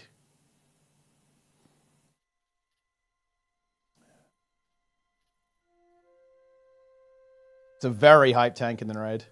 This was a good tank fight actually too. Like from the tank POV, I think this is a complex fight and it's a really fun fight. There's a lot to manage as the tank. Like the positioning is very important. The ads are very important, and the tank buster requires you to actually do mechanics as well. So this fight's very well designed, in my opinion.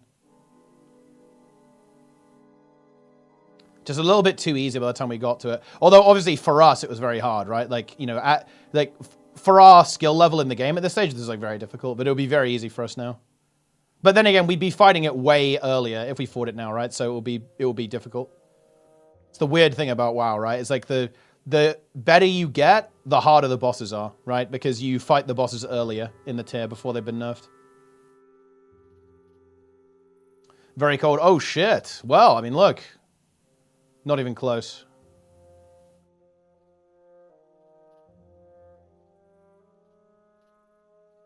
Yeah, this fight is actually really good.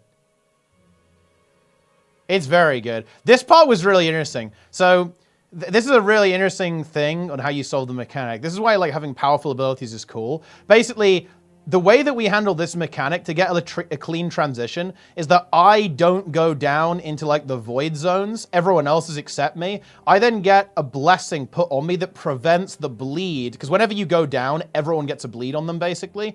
I have blessing of protection applied to me that prevents the bleed from being applied. So I can stay up. I then have to self-dispel myself as well. Now, like that. That means that you don't have to deal with that infinite duress as well. I then get in position. I have to deal with the ads here at the same time.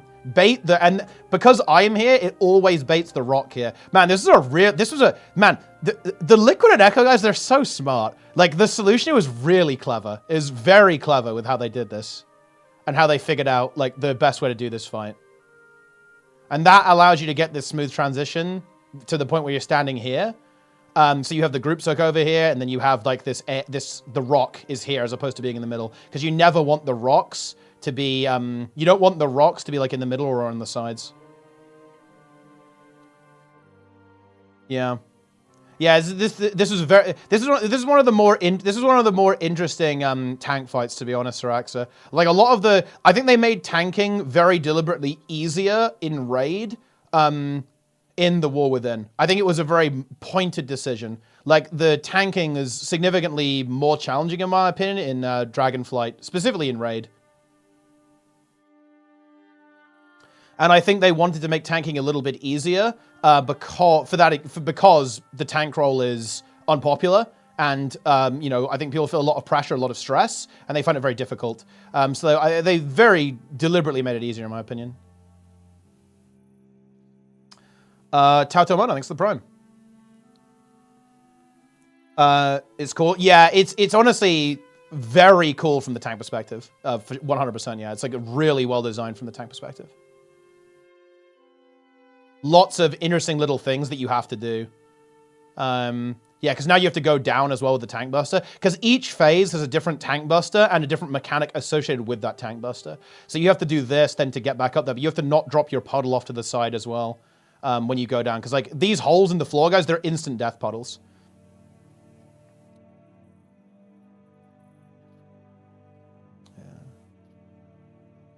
The curious. It's an interesting thing because yeah, people do like want the tank role in Guild Wars 2, but I feel like they actually don't in raids though. No, I feel like people are really scared of tanking in raid. Like in open world, I can understand it because people want to be, you know, able just to like face tank everything and live. That makes sense to me. But I think in Guild Wars 2, people there's definitely some anxiety around tanking. Maybe even more so actually in Guild Wars 2, because in Guild Wars 2, you have to do like every fucking mechanic when you're playing like a heal tank. People want to be like the pure healer, right? That doesn't do anything. People like being stack heal, right? That's like that's like the ultimate leech role, dude, in Guild Wars 2. Stack healer. And dude, you know what people want, Nike? Stack healer, no boons. Ooh, yes.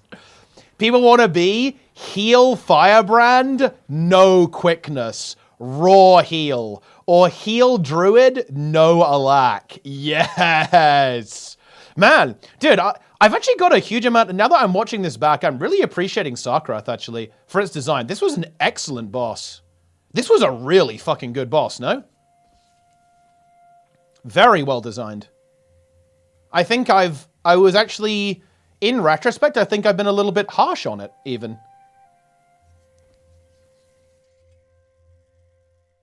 Because I would not have rated Sakurath super high, but now that I'm looking at it, I think that was maybe because we didn't fight it early enough and we fought it very late in the tier. And I think I would have had a more positive opinion if we fought it earlier when it was like more aggressive. This fight is extremely well designed. Big fan. Viper's Intricate Gossamer Insignia. I think can you just buy it? Oh, you can't. I guess you have to craft it. I think you get recipes from the HOT zones. Yeah. Tank Divas and weekly pug keys. Listen, I see it sometimes, and it does not feel good. Yeah, people love to leech. Yeah. They fucked up P1. Yeah, I mean, P1 was just, like, insane pre-nerf, right? Like, very just insanely difficult. Like, the thing is, that stuff is kind of easy to solve. Like, you just make each of the bombs a different color, and then you can kind of deal with it that way, I think. Istan or Cantor in Guild Wars 1? I've basically played through everything up till, like, Nightfall. So that's basically the situation. Right now I'm in Istan on my Dervish, but I'm going to swap back to my Monk once we get to Corner. Because I want to do, like, all of the campaigns without dying on my Monk specifically. And I'm also kind of enjoying playing Monk. So I'm going to do, like, Istan and, like, the initial part of the story of Nightfall on a new character, Dervish. Probably get to level 20 on my Dervish.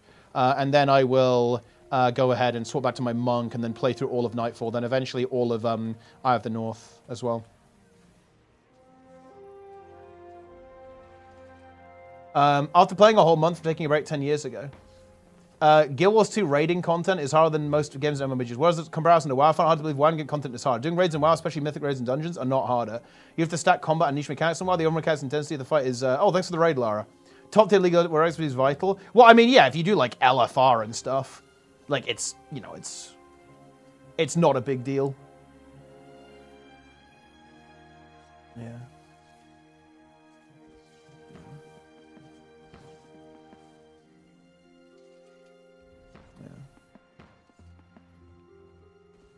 Is that Lipton? I'm not sure it's Lipton. Is it? I don't know. I don't know what Lipton's account name is. Here's for the raid, Lara. What do you think of the thief, huh? Someone Connie cleansed me? Oh, no. You're sick? Goodness me. That is not what we like to see. Well, maybe the thief spec has Connie cleanse on it. Yeah, I like the theming as well. It's you know, it's funny. I think that one seems like the coolest to me. You know what I mean? Like, that actually feels like the coolest. Because it's a little bit out there, a little bit different, a little bit wacky. You know what I'm saying? Oh, yeah. Speaking of Lara, actually, you guys better stay tuned. We're cooking up quite a potentially interesting podcast. I'm going to reach out to Ross from Stop Killing Games and see if we can do a little kind of tea time, bit of a return of tea time, actually, guys. About Stop Killing Games. I've actually asked Josh Drive Hayes if he wants to come on. He seems interested, actually. So we might have like a pretty banger podcast, guys. Should be exciting.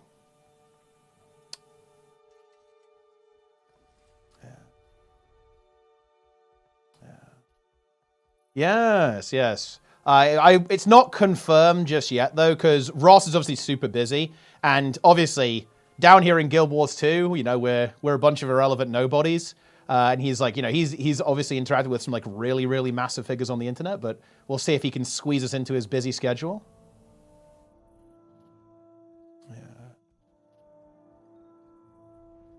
Yeah. Love the relative. Yeah, that was actually really fun. I'd like to do more of that, to be honest. That was actually really fun. Wait, did everyone just leave this borderland or what? What's going on? I was actually going to head off because, well, I'm not ill. But I am a little busy today. A little bit of limited time, but we'll do what we can. What is this? One button DPS play. Dude, I feel hyped about this. Yeah. Holy. Yeah. We know some of those use macros. gw2 already has this. Better way to try and raise the DPS floor. I think I think in retrospect, I'm not the biggest fan of the DPS button in WoW because I think it's really important in video games. Give us those low intensity builds. Yeah, but that's not the same thing. There are obviously like low intensity builds in WoW as well, right?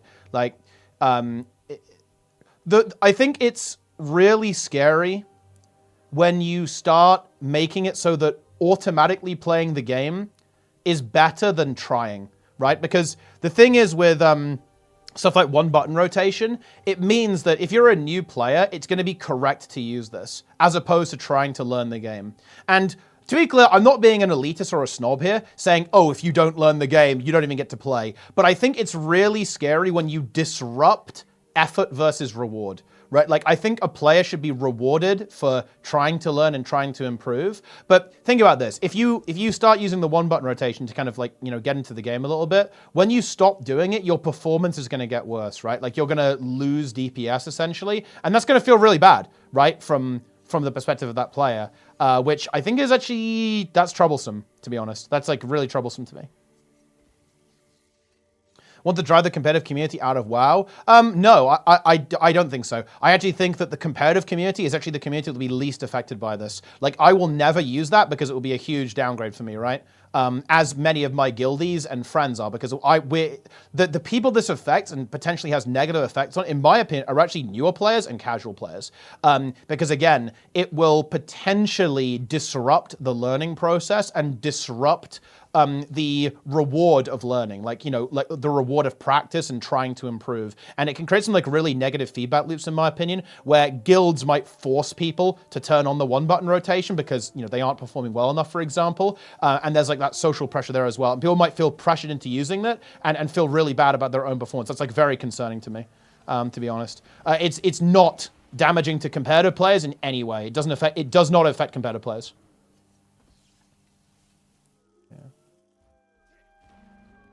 Yeah.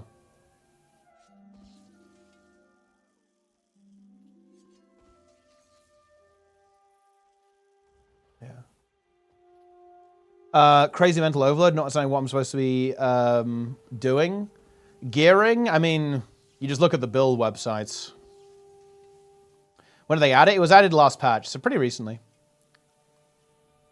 But to be honest, it's just, you know, Get Berserker gear. Berserker gear is good.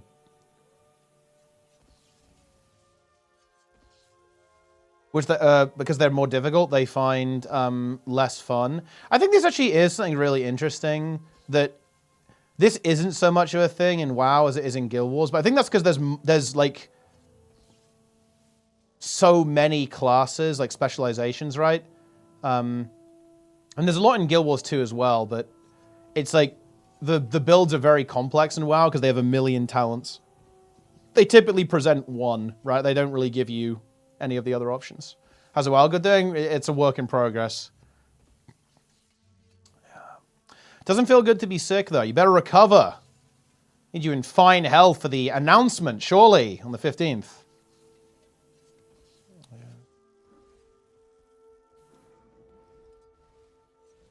The mid to low ones, they're the bigger pool. Yeah, I think there's definitely some scary stuff there for sure. Axe Con Mirage has in any MMO. You should try Enhancement Shaman then. Like, WoW rotations are just a lot more intuitive, I think. I think they're actually extremely difficult to do correctly, and there's obviously like some super easy ones, right? Like Rep Paladin or whatever, or like BM Hunter. There's like really hard builds to play correctly, like I think Fire Mage, for example. It's like very simple, but very hard to play optimally.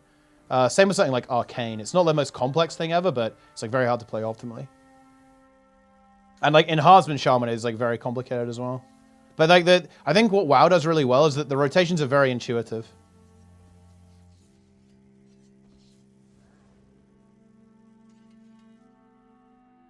And yeah, like Axe Condi Mirage is a fucking weird build. It's completely cooked.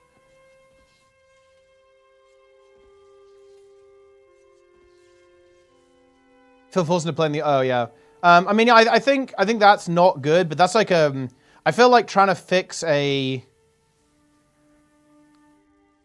like a social issue with a dev solution is weird.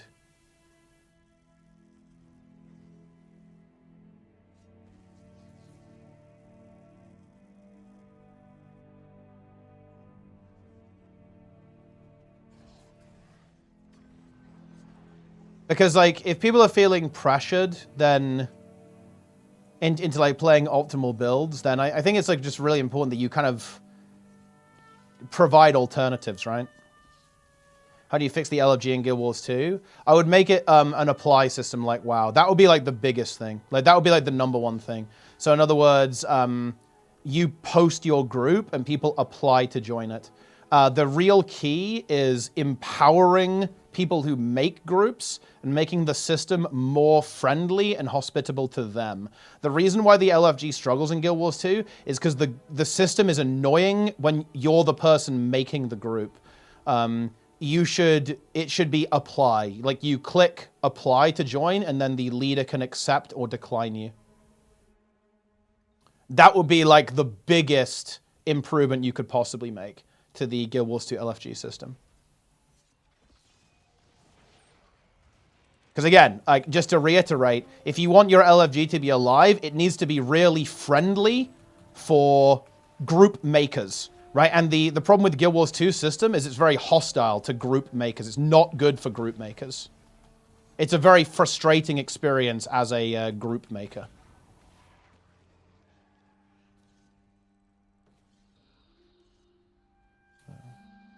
Oh.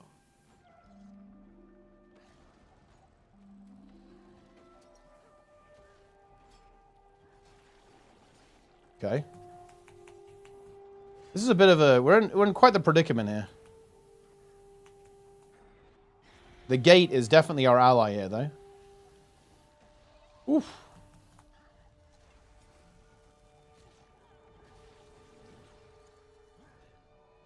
Kind of want to go for this res.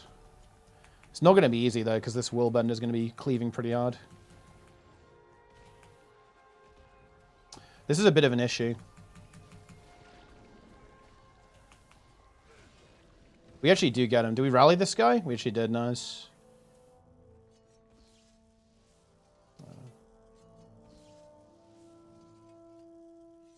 If the group is private, this happens.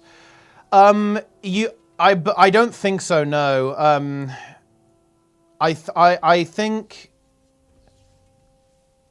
it does if people like try to join on you, right? Like if you did make a squad, and you have it like this, yes with approval, then it is like an apply. But you can't see it, right? It only shows you it's scuffed. It shows you like the first person, right? It shows you like the first person applying, and you can't see any details like what class they're playing and so on. So kind of like it. There's obviously the data. The game could do this, but the way the UI shows it to you is not really the case. Yeah. You can scroll through them. Yeah, I guess you can. Yeah, you actually can scroll through them. Yeah, but it's like very unwieldy. I don't think it works on the in the LFG either. It only works when people like specifically join on you. I think. Yeah. But I actually haven't tested that.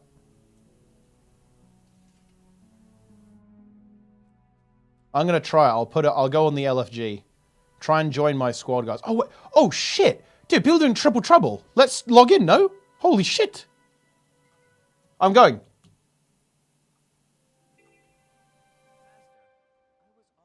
Let's go. That's a huge login moment. Can I get the map? Oh, I bet it's full.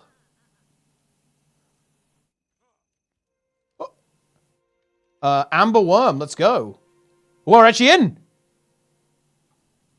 Oh shit. We're going.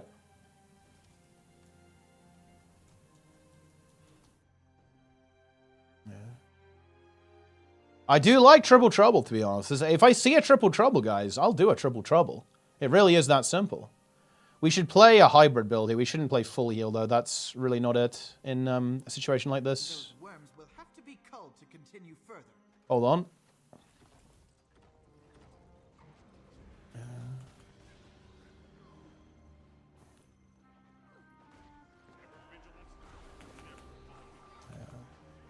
Let's go. Squad merging, yeah, there's a lot of problems. Full inspect. I do think inspect would be good for the game. I hope Guild Wars 3 has inspect. I genuinely believe that inspect is a net positive for the game. In fact, no. I don't believe this. I know this. Gear inspect and build inspect is a net positive for the game. Obviously, it can introduce like some stupidity sometimes with people being dumb about this stuff. But here's the thing. People are dumb about this stuff anyway, right? Like, let's not pretend that people aren't stupid about builds, right? And like what specialization you're playing sometimes, right? It's very uncommon, but it does happen. Like in general, people don't give a shit what you play, but you're going to run into that one asshole who does sometimes, right? Obviously. It's just a net positive. Information transparency is so important. It's like mega important. Why can't we inspect?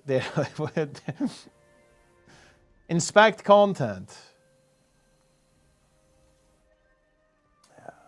I love inspecting.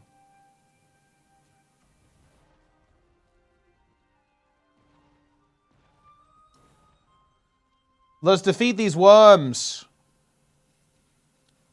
Well, it's definitely not a technical limitation, because inspect.dll exists. I love inspect.dll. We don't really need CC. We can get some, kind of want to say, Aegis.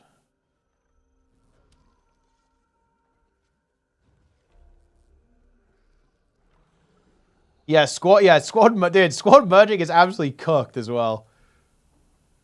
It's absolutely cooked. Yeah. Display the 3 highest stats. That would be a nice way of like having soft gear inspect for sure, yeah.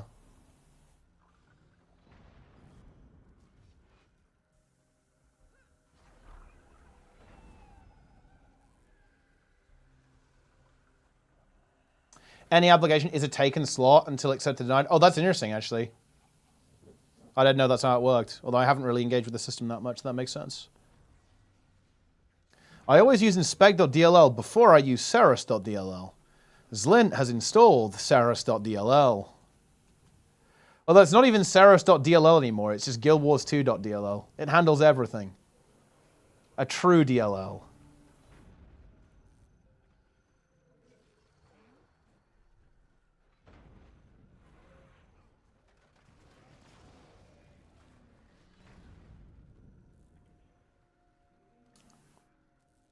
Equipment test could be linked in chat. That would be really nice, actually. Yeah, that would be super cool. That would be a good solution. Awesomeness, actually. Yeah. Or like a good improvement, being able to link gear. Yeah. Guild Wars 3 happening? I think so. Yeah. Under attack. Awesomeness is lead dev on Guild Wars 3, by the way. He's also reformed. He's Blood Wizard. Yo, here we go. It's fucking time. Worms.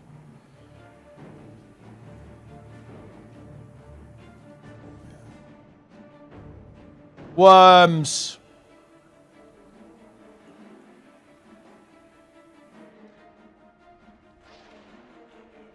Okay, I'm gonna follow the comm. What do you want from us, comm? A lot of data? Yeah, it is, because items in this game are pretty complex, right? There's a lot going on with them. Because you have to deal with the attribute, the affix, right? The upgrades, infusions. There's actually a lot of information. Playability of the game. I think worms are pretty fucking high tier. If an MMO doesn't have worms, I'm definitely sus. I'm definitely suspicious. If your MMO doesn't have worms, I feel like something's weird about that. 100%.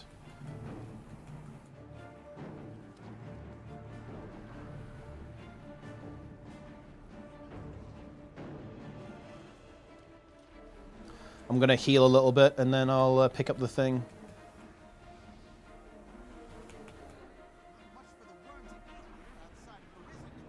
Boom. Worms equals fewer limbs. I mean, worms can be pretty complicated though. And like, have you seen this worm? Look at this worm model. It doesn't have any limbs, but there's quite a lot going on. Gonna give people an Aegis here. Are we firing? Okay, hold. He's saying hold. Shoot. Yeah, I like this. This command is very PMA.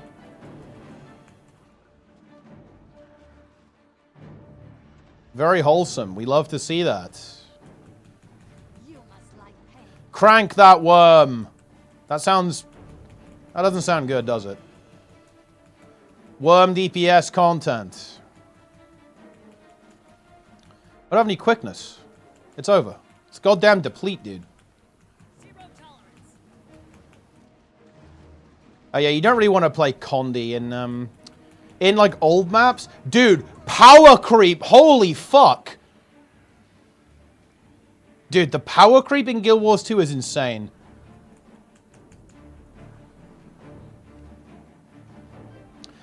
For a bit of context, Toast, on like how insane power creep is, this used to take 5 burns. No joke. Like when this kind of released, it would be like 5 burn phases to get this worm down. We basically just did it in 1. But this is a very old piece. This is like really old. This is like from the core game, from core Guild Wars 2. It's a very long time ago.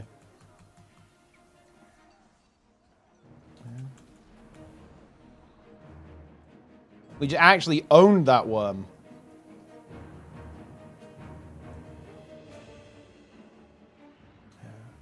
Worm was like, oh yeah, you obviously can. I mean, yeah, dude, look, we did the worms. Do you guys not remember this? A is tier billion. Love to see that.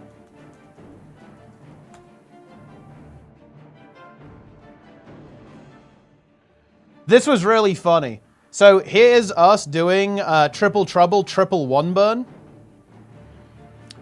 And you know what's really interesting? This is when there was, well, this is when the game had a fair bit less power creep, actually, in the game. It was all less power crept back then. So it was actually a little bit of a challenge to do it. But you know what's really interesting? Do you know the biggest enemy we had here, guys? The biggest problem? It was actually skill lag, because we had so many people on this map doing good rotations. If everyone was doing good rotations at the same time, then everyone would lag. Like, the game was unplayable. Like, you literally couldn't press any buttons because the game was lagging so hard. So we had to actually do one worm first and then the other two, because doing all 3 at the same time generated so much lag that it was unplayable, and you weren't able to do high DPS.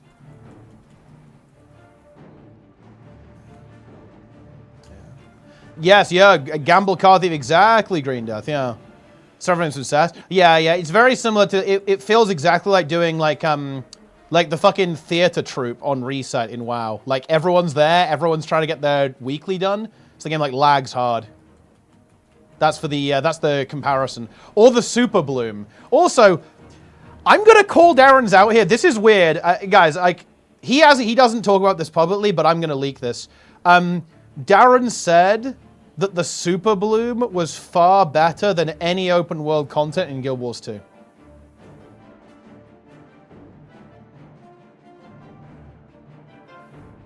That's crazy.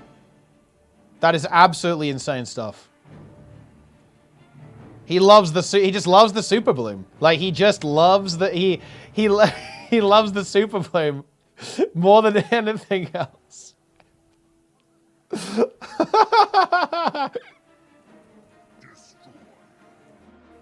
I'm obviously joking. The super bloom is dog shit, and Darren's obviously recognized it as such. Oh shit, we're going. Let's go. I would rather never play video games ever again than ever do the super bloom again. It's a fucking super bloom, dude. That's crazy. The chef event, dude. Some people like the chef event. Plenix, like one of my friends, he farmed that shit. He got like 1 million of like the little flavor pockets. Boom, here we go. Target the worm. All right. Give everyone an Aegis. Okay, we're shooting. Pow. All right.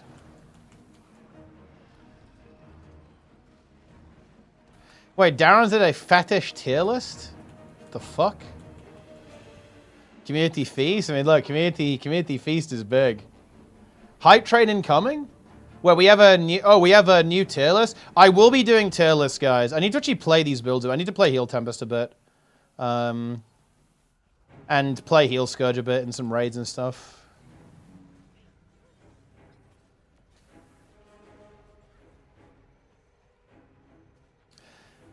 That's interesting, actually, Nike. Dude, I had an ear infection for a while, and I can hear again. It's really weird.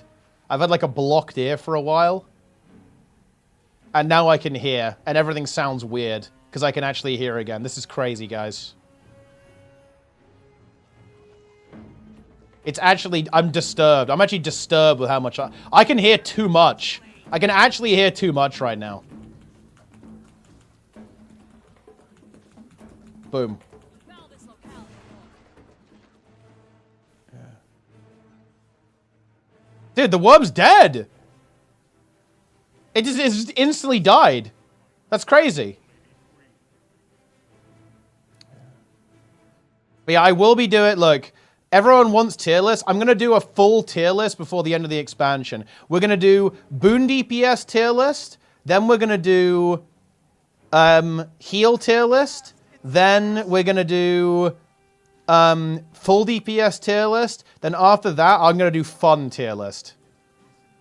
I'm deaf in my right ear. Oh, interesting. Well, I mean, that does not feel good.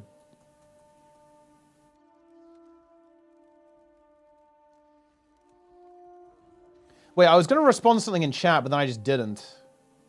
Less hobo teapot. Yeah, it's mostly that, actually. Like, I need, that, look, I'm working on that, though.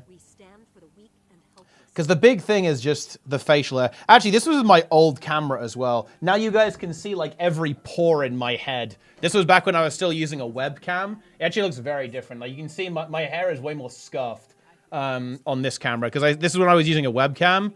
It was like just a basic 720p webcam or something like that. But now I have a DSLR, so you can see every pore in my face. Soon to be even more so when I swap to 1440p. Do you swim anymore? I don't, but it's actually on my to-do list. I'd actually like to get back into it in my, well, before I'm 30, and I actually want to get a little bit competitive again in my 30s. You smell different.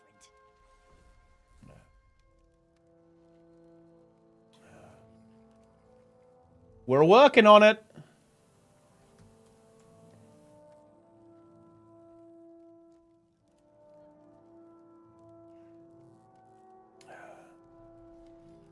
Did Twitch realize any more options? Nah, there's something wrong with my setup that's causing that, or something weird going on with Twitch Delta. I'm trying a couple of things. I'm doing some digging to make it work properly. It should work correctly. Yeah. But yeah, I want to get back into it. Right now I'm lifting a lot. I'm running because me and Seb are training for well, eventually a marathon actually. But this is cool. Good job, team. Omega Comms. Yeah, we're training for a marathon in probably in a couple of years. We're going to do a half marathon next year in Canada is the plan. And then we'll see where we go from there. Marathon is like a really big thing, so it will definitely take some time to train for it.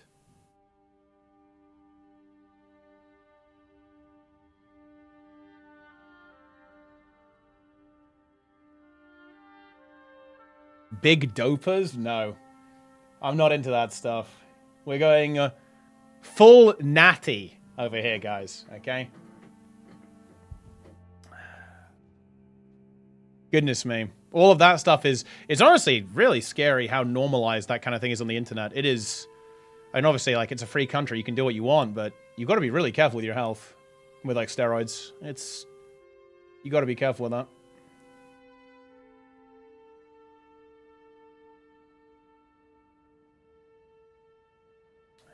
Wait, Darren's, what is this?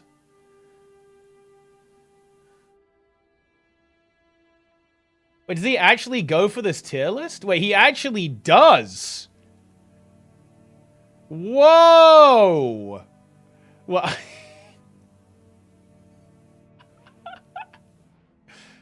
Darren's. He's actually exposed. He's very exposed.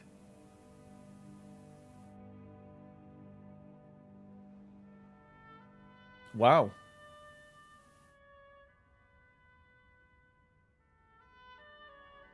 Well, there you have it. Wait, what the fuck? How do you explain this, Darren's? What is this, bro?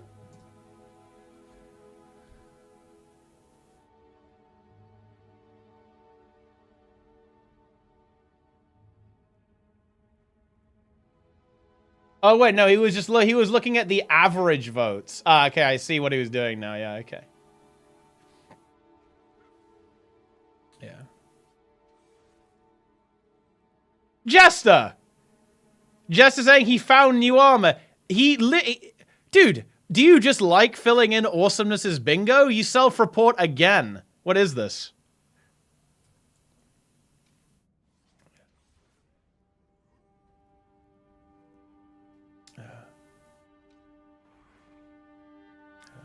First half last year, it feels like quite a late. Oh, yeah, for sure, 100%. Yeah, so for context, I ran my first ever 5K with Sneb just last month. So, you know, it's a big step up, right? Like about 4 times the distance, right?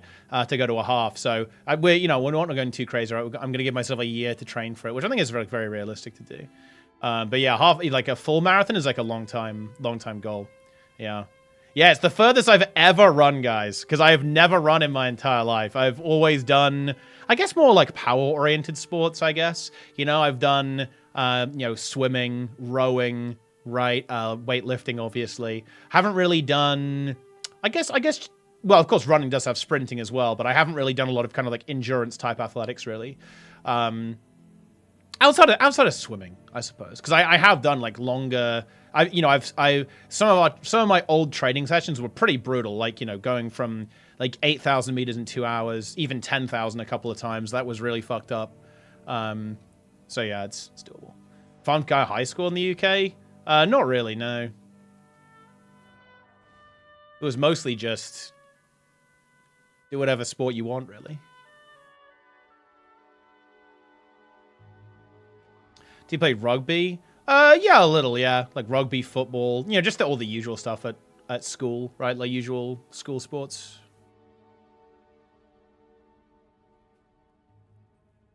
Yeah. But we haven't done like ever done a lot of running, to be honest. It was mostly like game type sports rather than like running specifically.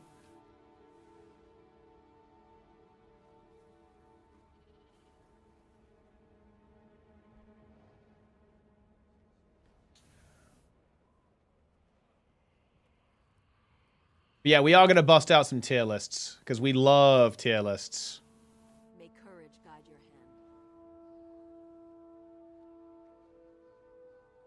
hand. It's 25k with 3,000 for elevation change. Oof! Yeah, that is intense. That's good, though. You love tier lists? I mean, who doesn't? Yeah, Green Death loves tier lists. Green Death loves a lot of things, though. Green Death is probably one of the most sus people in the community. I'm not gonna lie, guys.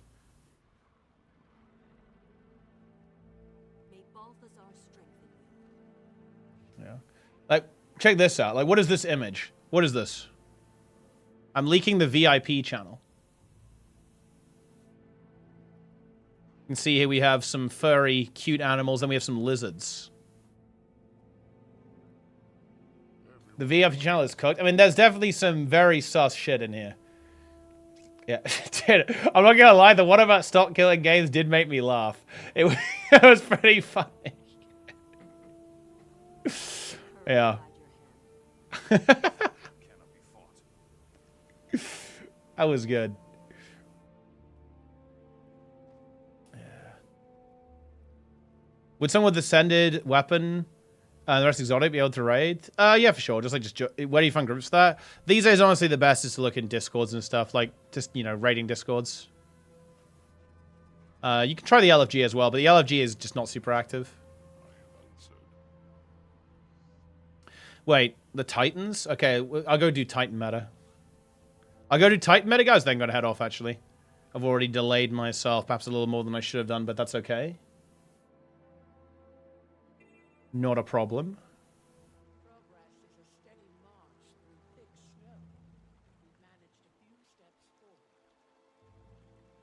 Let's see. Wait. What? Oh. Are people going to do this? Did people do this meta anymore or what? Grim VIP for Wing 8 CMs? I don't think that's the case. No, I actually don't like VIP though. Like, honestly, I might remove every VIP. Because it's like, if I give it to someone but not someone else, it just feels really weird, right? Because like, how do I, like, are people unworthy if they don't have VIP? Like, do I think less of them if they don't have VIP? It's just weird, to be honest. I don't like this. I think the system is inherently like, unless you have a very clear system for getting it, like, oh, you have to put channel points in or something, but I don't know, it feels too trivial. I don't know, I don't like it.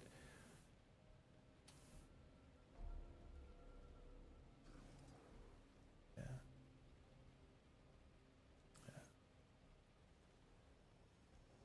Everyone in the Syndicate Discord? Dude, look, Awesomeness, why are you leaking the Syndicate Discord? You can't tell people about that. Wait, do I have to make a map for this? No one's doing the Titan meta, guys. Storm's rolling in again, and the strangers will emerge when it does. All camps should brace for the Oh, also, fix this, Del. Fix this, Ors. Can you just fix this, bro? Like, when I make a group, it doesn't use my tag, and then that makes it default a raid squad. Oh, it's so cooked. What is this?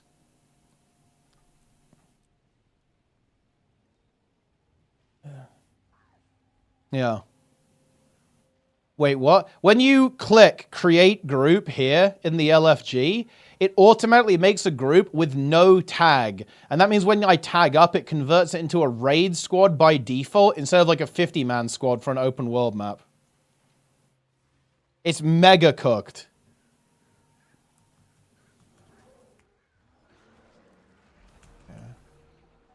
It baits me every time because I always go like create group.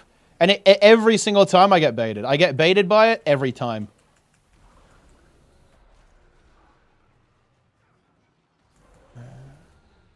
And then I have to delist and like relist it afterwards, right?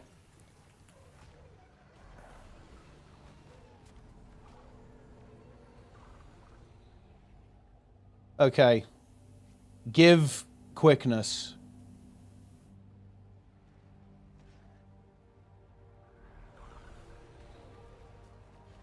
I'm obviously doing Greer. Even, Greer, odds, Decima. Actually, Greer, the Breaker. Decima. What's Decima? What's Decima's nickname here?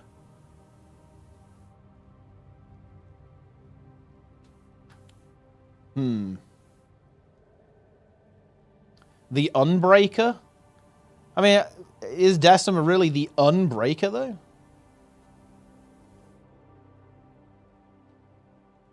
The Fixer? The Destroyer? The Gooner?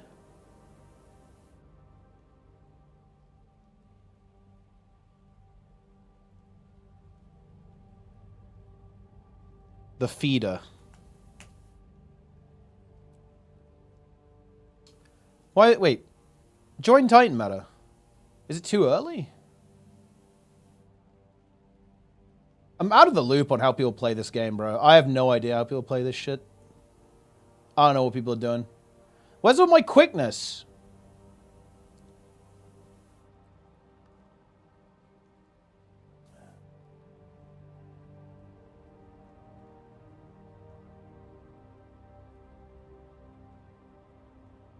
Hold on, I'm being pinged on Discord. Hold on! Give me quickness, guys. These don't look like quickness builds. Prophets of Dragon Souls. This guy's guild name is... It's epic.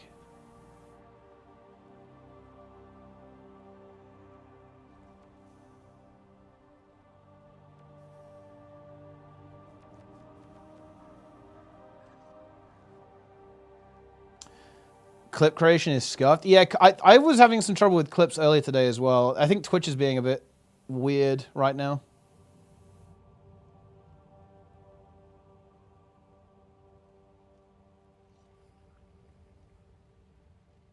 Yup.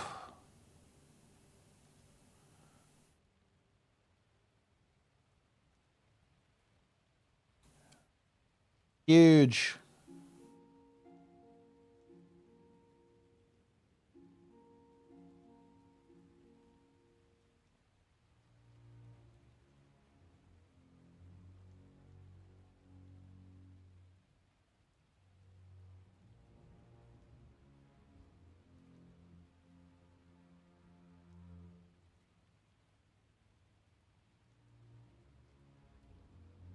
God Safari Metatrain, you need to experience it? Wait, is it... what's it like?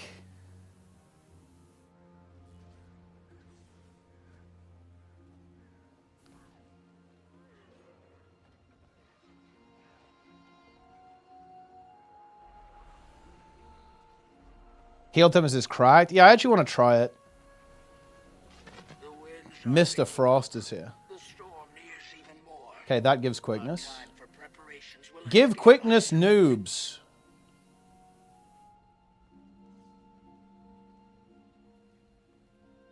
Log in.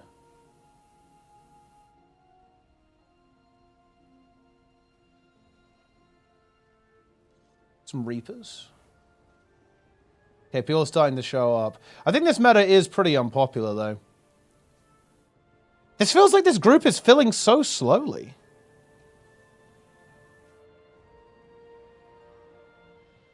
I don't know. Is the game dead? Guys, I think the game's dead.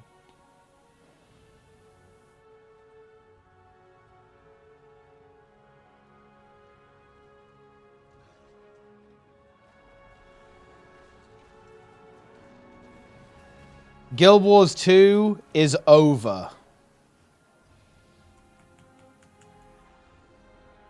Oh, they actually nerfed this meta as well, didn't they? They nerfed it by 25%. That's destruction. Rip Greer. The Rotstrider is also invulnerable.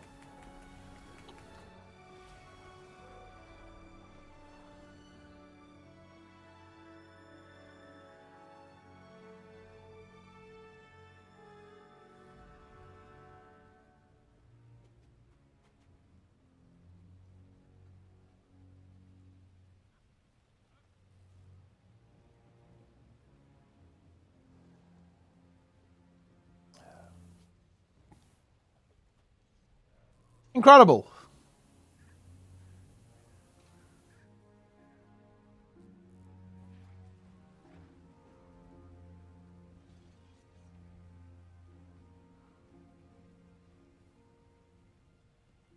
HC Skip. Noobs. So you know what's funny? Because we're thinking about stop killing games. I think it's actually really did. Stop killing games would actually... It would affect Guild Wars 2, but it probably wouldn't affect WoW and Final Fantasy, which I think is pretty interesting. Because it wouldn't affect subscription games, but it would affect a game like Guild Wars 2 that's like a buy-to-play game. That's actually, dude, ArenaNet is getting trolled once again. That's interesting stuff, don't you think? Yeah. Only affect new games. I mean, I guess if you release like, if it would have, I guess it would affect Guild Wars 3 then, rather than Guild Wars 2. But maybe it would affect like new Guild Wars 2 expansions if they release any more, like after legislation.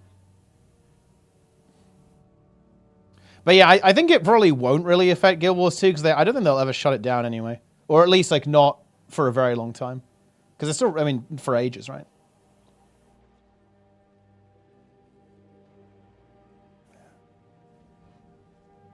Guild Wars 3. Dude, look, it's, you know, I'm actually tempted not to drop my Guild Wars 3 video. Because right now, poor Darren's is like out there, like screaming into the void, and people are basically calling him insane and a conspiracy theorist. And the thing is, if I drop the bomb, then he'll have some credibility, basically. Or at least it should help with that, I guess. But until I do that, everyone looks at him like he's completely unhinged.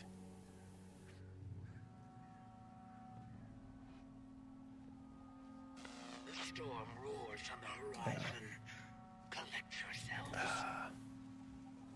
yourselves. This will probably stop companies from taking risks because they have continuity requirements. Not necessarily. I don't think that's necessarily the case. Because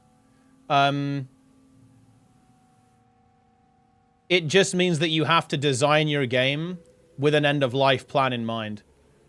I don't think it's like going to be this like massive endeavor to actually make that happen.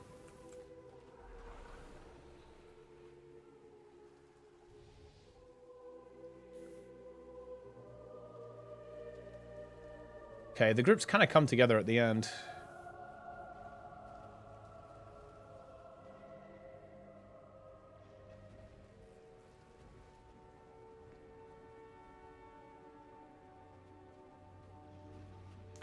Less live service slop cash grabs? I mean, potentially, yeah. No time to quake with fear. Okay, here we go. Remain. The strangers have woken. They've come to dance in the rain. The current leaks aren't for Guild Wars 3 instead. I mean, that would be extremely funny, but I don't think so. Claw and spear. Dude, imagine if they say, oh yeah, the expansion, it's not an expansion, it's Guild Wars 3. Log in. That's definitely not the case, though. Oh, I should take Flesh Golem. Ooh. Greer the Breaker is here. He's here. One little frogman, AFK. Max range. Look at this player, guys. They're max range. They're literally max range. They'll suck it dry if we don't hold their advance. Boom.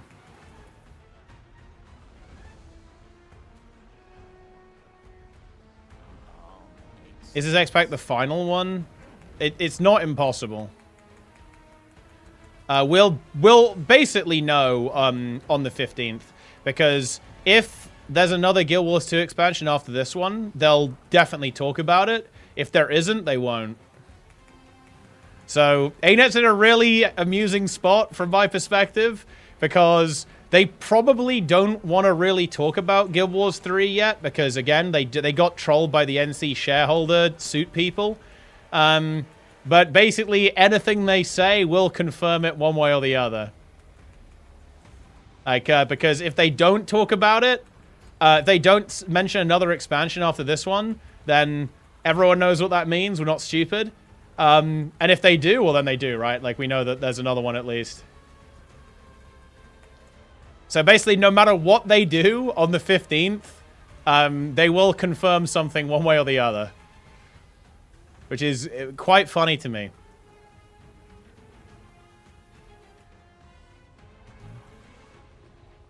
Dude, look at these heals. Oh, I maybe should have taken Spectral here.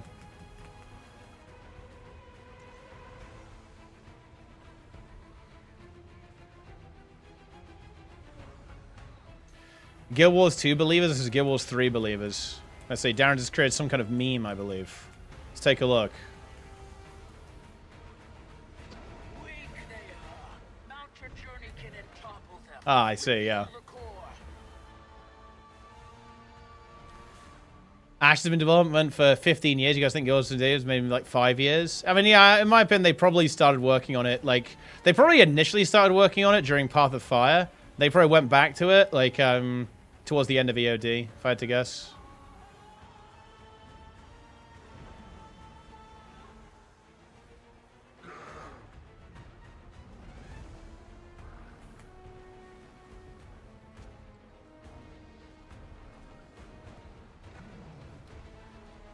I don't know why people don't just move out of that attack. They just don't move. They just soak it.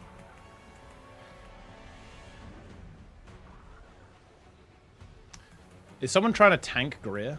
It's kind of hype.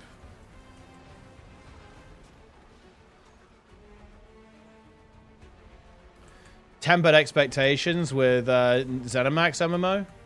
What is this? After 7 years of development, it was canned. I mean, yeah, but I actually think this is where ANET's reputation really helps them out, in my opinion, Darren's. Well, of course, they did get, like, you know, a third chopped off by the Koreans when they did this before. But I think it's pretty unlikely that ArenaNet will cancel the project this time, to be honest. I think that it's much less likely in other studios. I think the Icebrood Saga situation was, like, very anomalous.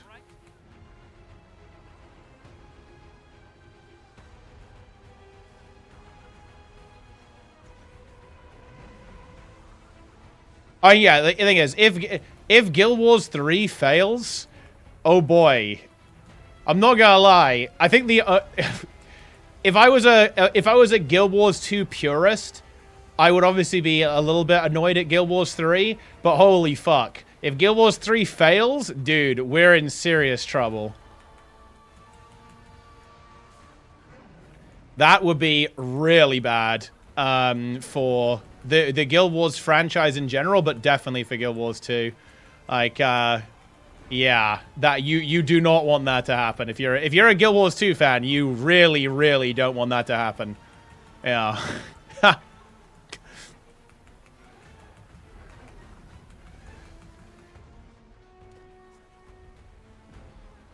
If you're a Guild Wars 2 enjoyer, you really want Guild Wars 3 to succeed.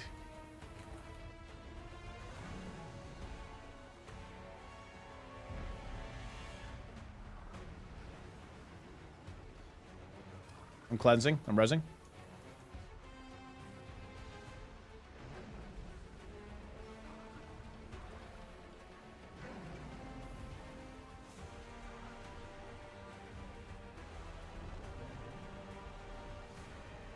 Need to keep tag-tarting. It's interesting to see where they're going to go with this. Like, personally, I do think they'll go action. That would make sense to me, given, like, ANET's proclivities for design. But we'll see. I wouldn't make, like, a hard prediction yet. I certainly wouldn't do that. But I could see them going action, especially with the console stuff. Because it looks like we're going to console.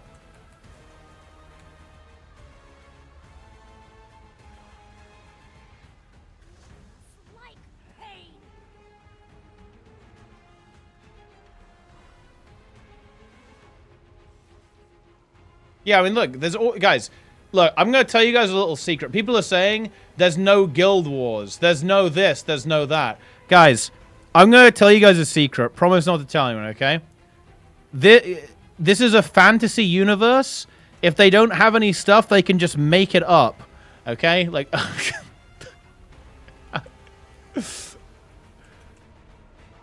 don't worry about that. Not a problem. Not a problem, guys.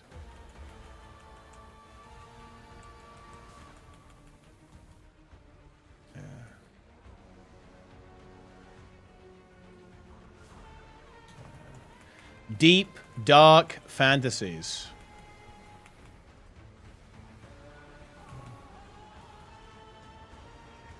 Good writers? I actually think ArenaNet has good writers.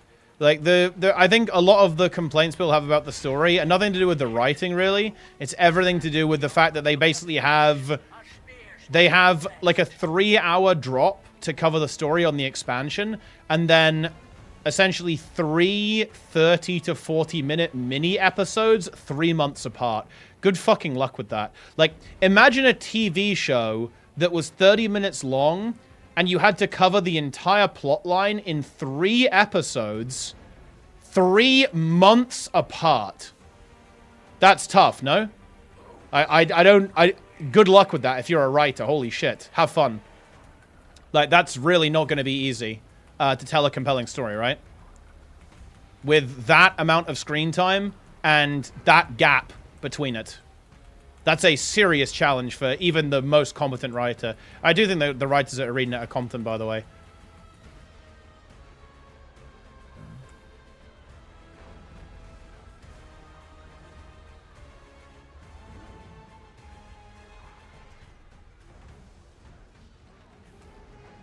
Boom.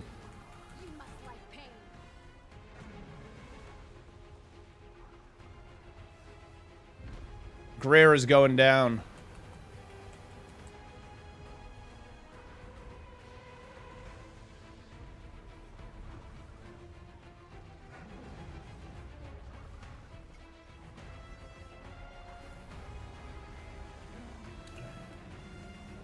Why do they do it like that? Because that's kind of the way that's the way their content release model is. But I think it presents challenges, right?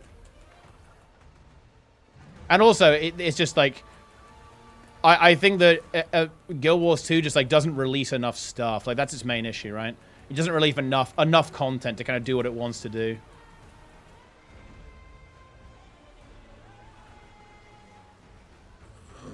Owned. Owned.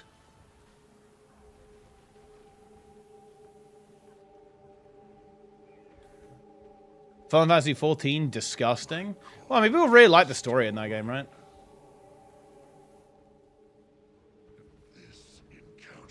Good job, team. By my shame. Our next. Your blood. Boom. The harvest. What do I even get from this? Is this good? Am I now enriched? I'm not sure. And the Isle still. Finally. Yeah, not bad, honestly.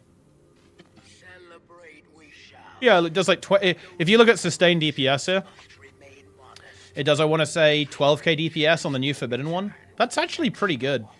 That's honestly pretty legit. Take like about the... It's like around here. So yeah, I want to say about 12k DPS. Really don't hate about that. Do not hate that at all, yeah.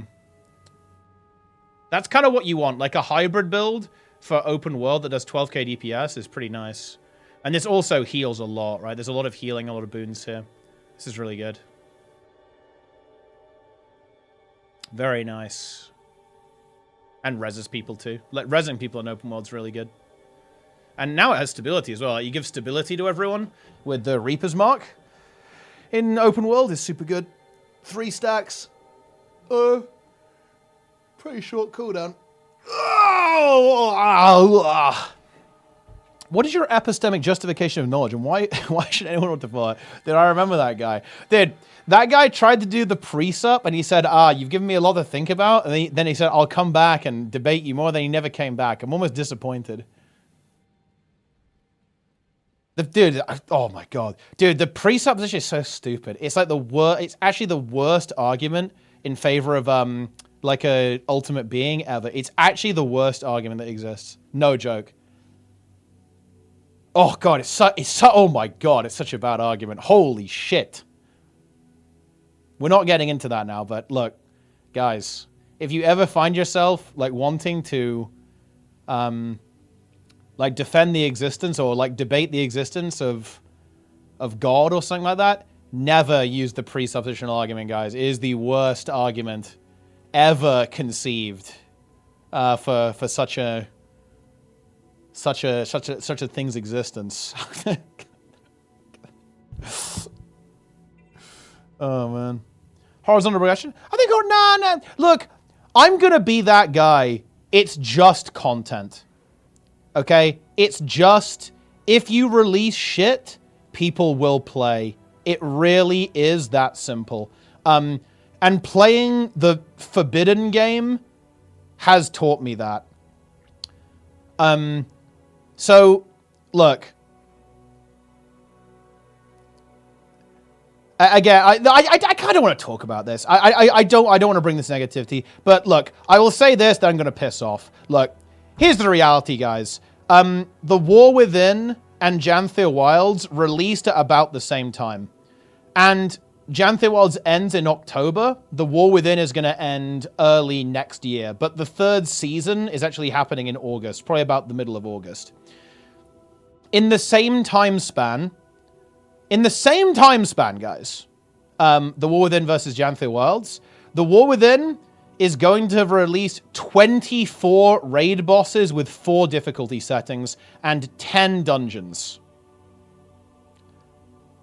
I'm sorry, it's just numbers. It ain't horizontal prog. Doesn't matter. That doesn't matter. Doesn't matter. That doesn't matter, guys. Horizontal prog does not fucking matter. I'm sorry, it doesn't. I like it. I think it's better. Actually, I prefer it. Like, seriously, I completely prefer it in every way.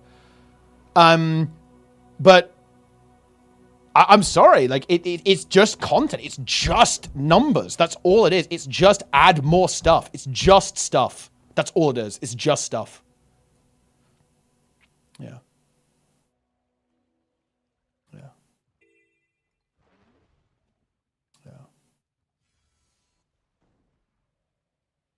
And I by the way, I like Janthir Wilds is not bad, by the way. It's not bad at all. I'm very happy with the new Fractal. Seriously, I'm not just saying that because buy the game using Mora. Like, I'm actually happy with the new Fractal.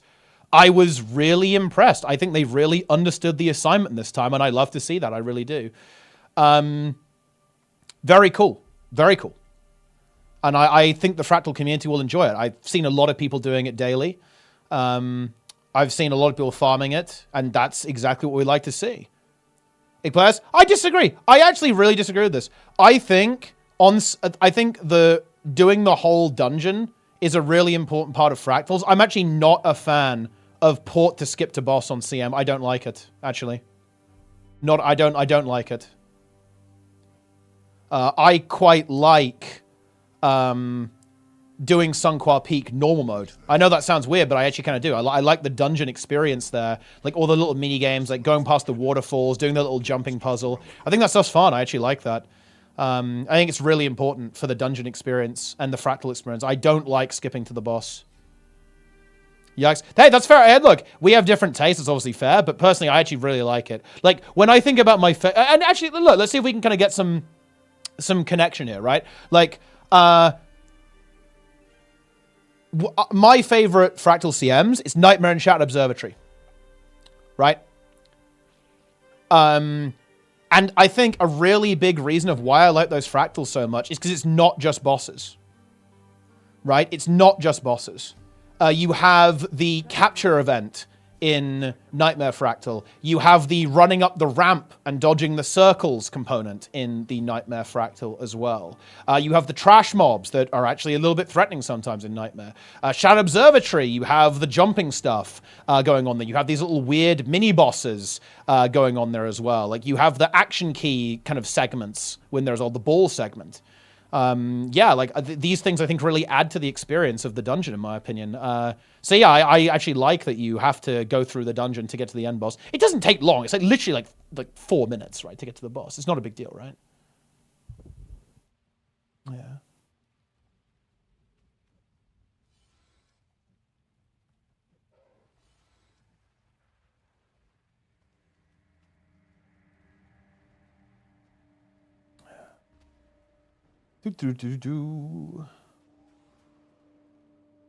Unskippable dialogue. I do agree with that. I think unskippable dialogue is not the way, 100%. And like RP sections can be really frustrating. I'm not really a big fan of that. But I think, didn't they trim that down on Sunqua Peak though a bit?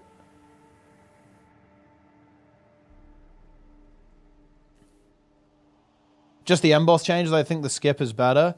I don't know. I mean, I definitely get that, but there's something there's something in me as like a Guild Wars 2 player. I do like the movement part of it as well, you know? Like I don't hate like running through Kinfall Fractal and like jumping on stuff and doing the little puzzles and avoiding the icicles. And again, you know, that it's I'm not saying my opinion is the only right opinion, like or even my opinion is like objectively correct. Like I think that's just, I think you do lose something if you take that away. You know? And the boss is pretty short as well, so I think it's not like the fractal is super long or anything.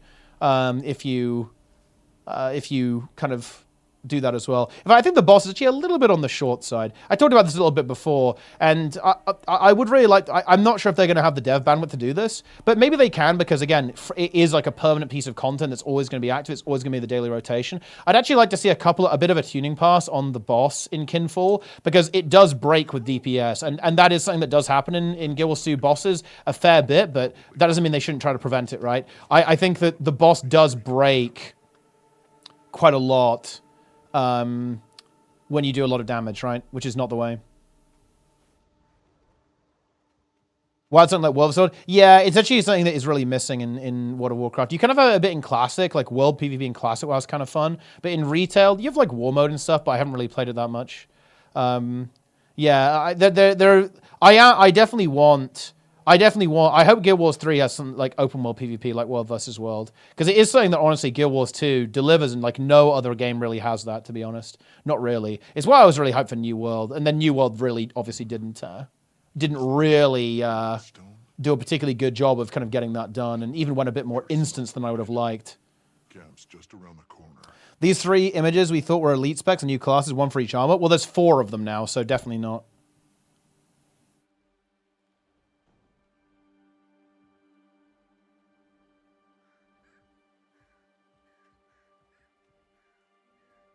Get rid of flying mounts. Yeah, honestly, I mean, you could disable flying mounts in War Mode. The problem is, though, is that like every map they do is designed around skyriding now, though. So it's a little bit difficult to do that. Like, I mean, like imagine navigating Hallowfall with no dragon riding, right? Good fucking luck. That's gonna be cancer. Maybe it'll be fun though. I don't know. I haven't really tried, but yeah, like for sure, flying mounts with world PvP is cooked.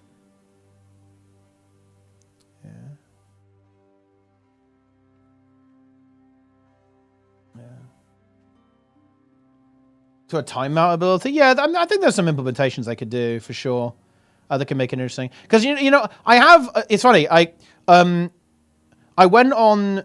I did use War Mode a little bit because I needed to farm PvP. Because I'm sure some of you WoW Andies will know what I'm talking about here. I needed the PvP trinket for Waycrest Manor. Yeah, for the tree mechanic, right? Like the fucking roots, fucking cursed ass boss. Holy shit. Yeah, so we needed to go do that, and we did War Mode, right? And you know, it was actually kind of fun. We just were like randomly PvPing. It was like constant PvP going on, like all over the place. We were in Thaldraxxus, right? Like the area near Valdrakken. And it was like constant. It was kind of hype, actually. It was kind of good. But yeah, it's obviously not something that is like a huge part of the game.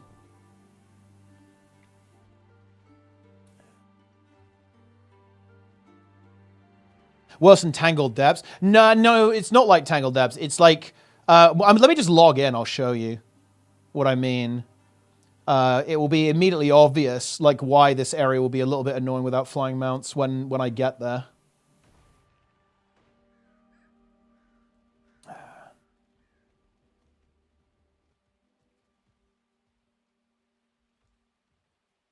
Yeah, exactly. It's a topography of the area rather than like it's not like it does have like little tunnels in it and stuff, but you know.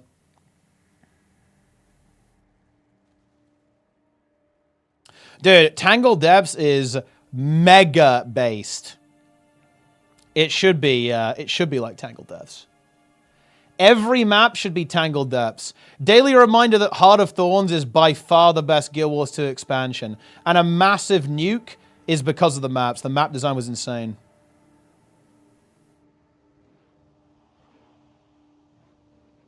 But yeah, let's go to Hallowfall. Like, the thing is, like, Blizzard, like, design everything around this, right? Like, every map is basically built with the idea that you can, like, fly everywhere.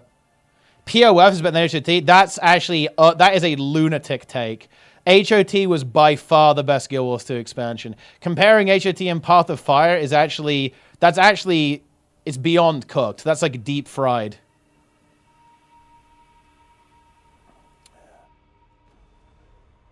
Dude, look at this. I'm in Guild Wars 2 and my WoW is still running at like 200 FPS. That's hype. Okay, so here's Hallowfall. It's like navigating this without flying mounds. It is doable, obviously, but you can see why this would potentially be a problem. It was kind of built with flying mounts in mind, you know? Yeah. It's also fucking huge. Like, because of flying mounts, every map they make is absolutely colossal now as well. Look at those flowers. This is actually really cool. Look at this cool detail. Like, all the flowers, like, point towards Belladar. I actually like that. That's good RP. Look, they're all, like, aiming their leaves at Belladar. Yeah, this map is really impressive. When I saw this for the first time, it was like, holy shit. They cooked on this one. This is like very impressive. I do like the only map that I think is kind of I don't really like the look of it is Ringing Deeps. It's kind of okay, I guess. Like the dwarven stuff, like actually the dungeon, like Stonevault, I really like how it looks, and like the dwarven architecture is really good, the earthen architecture. But the rest of the zone is like pretty mid, to be honest. I really like how Ajkahet is, and Isle of Dawn's really lovely as well, like a little opening zone for the expansion. And then yeah, Hallowfall's like really impressive. Yeah, it's really cool. Oh, I wish I could show this to you, but when it's at night, this entire crystal turns purple, right? Like it goes into like dark shadow mode, and the entire zone changes color, right? And it spawns a world event with like loads of like little shadow bosses that pop up as well. I think it's really cool.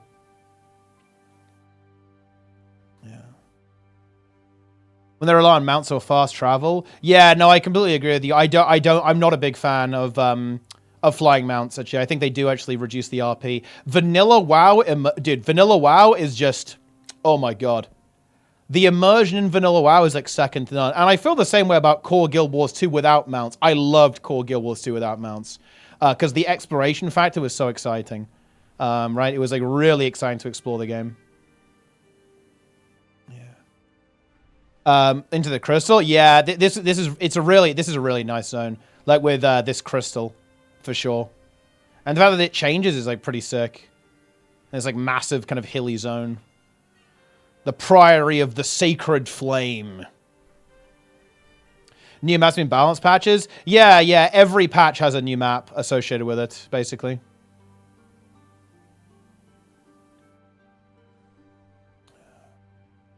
So yeah, the first map they added was Undermine, and then there's Koresh, is the next map that's coming with the next patch.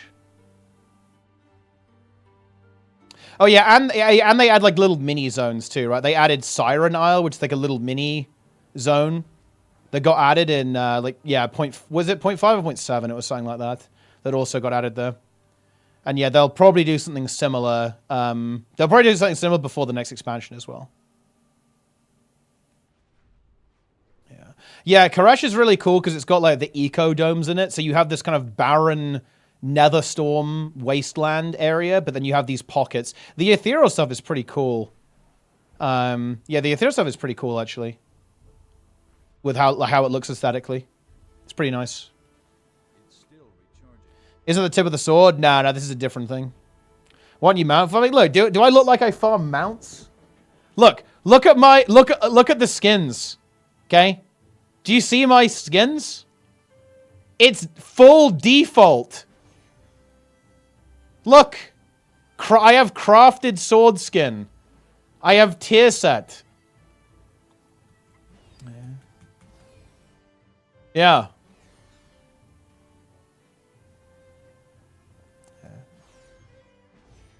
I do have Thunder Fury, though. We could add Thunder Fury in. I mean, I am a pleb. Yeah, 100%. Like, my character's a pleb. I don't think I've done any transmog on any of my characters. In fact, I know I haven't. I haven't done that. I'm going to Hearthstone, actually.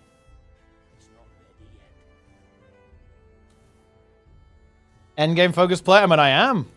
I just do keys, bro. I just log in and do keys and raids.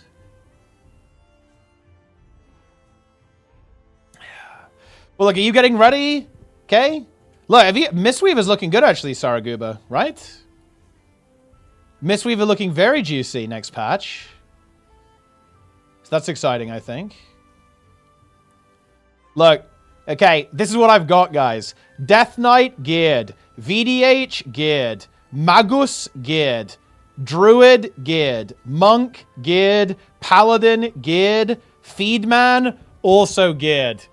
I also might gear Split Lord just in case we won another DK. Split Lord might rise. Split Lord has pretty much been my UI guy. I just have him AFKing in NPC follower dungeons and like story mode raids, and I just use him to test my unhinged UI cooks.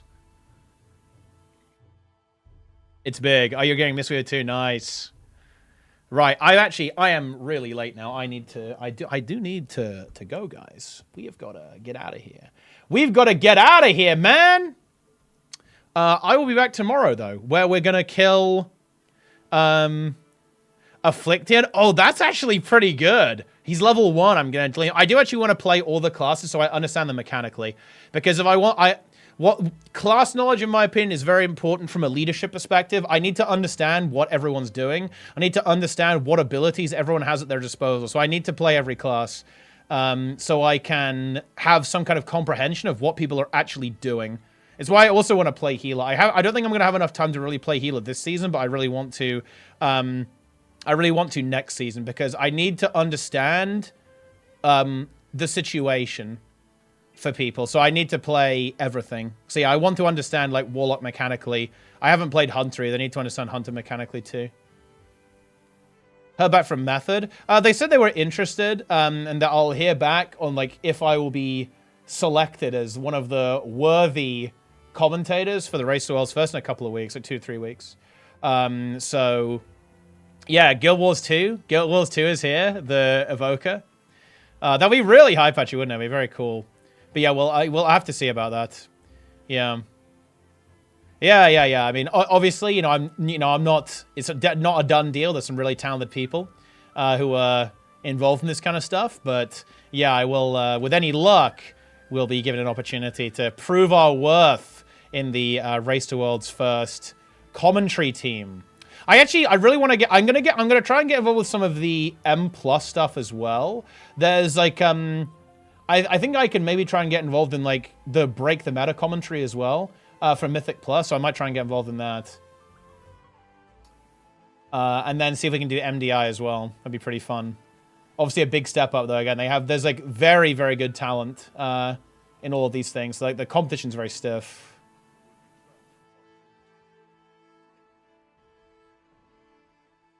So you can't fuck around. Whoa, dude, wait. This is actually weird. Wait, this guy's name is Asgalor the Defiler, spelled incorrectly. This is actually a... Wait, I think that's a WoW reference, actually. Asgalor is the name of a pit lord who, like, shows up in Warcraft 3, I think, or some shit. And I think also in WoW, too. But, so that's pretty based.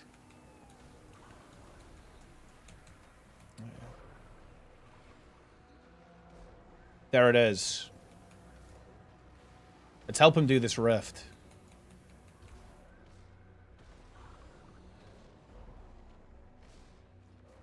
Do you play League? I don't play League, no. I have done. I have played MOBAs. I played League and Dota, but not for ages. MOBA's pretty fun.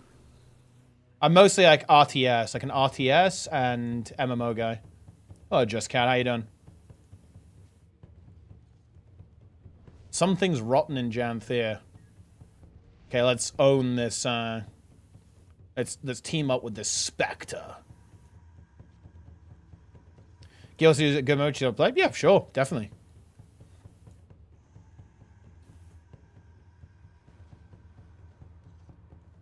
Oh shit. Mr. Guys, look, don't waste your time. Listen, okay? I understand that maybe Guild Wars 2 like killed your dog and fucked your wife, but listen. There's no reason to discourage people from having a go.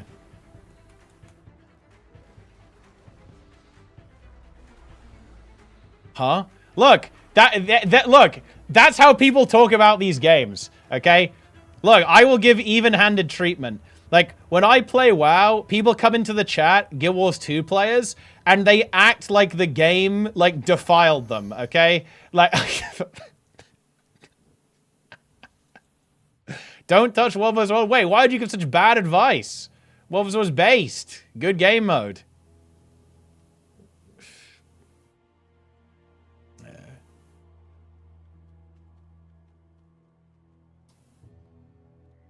Anyway, I am gonna raid.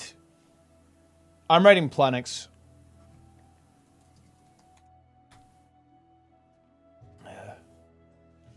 You get siege, insulted in PM. Go on, enjoy more. Okay, look, Mr. Guy, I'm warning you. I really don't like this behavior. To be clear, look. I'm not mad at you yet. I'm stating a boundary. Okay, I really don't like shitting on other games and other communities. Don't do it. That's, yeah. Line in the sand has been drawn. Do not engage in that behavior. While you're here. Go do that somewhere else if you want to. I am not interested in just like bashing Guild Wars 2 or WoW or any game, right? Like any other MMO. It's cringe. Anyway, thanks for watching, guys. Hope you guys enjoyed the stream. I'll be back tomorrow. We got some stuff going on. It's going to be good. It's going to be hype. Maybe there'll be another teaser. Honestly, we don't know. But anyway, I'll see you guys then. Take it easy, my friends. And I'll see you next time. Say hi to Plenix. Let's see if Justice self-reports even more.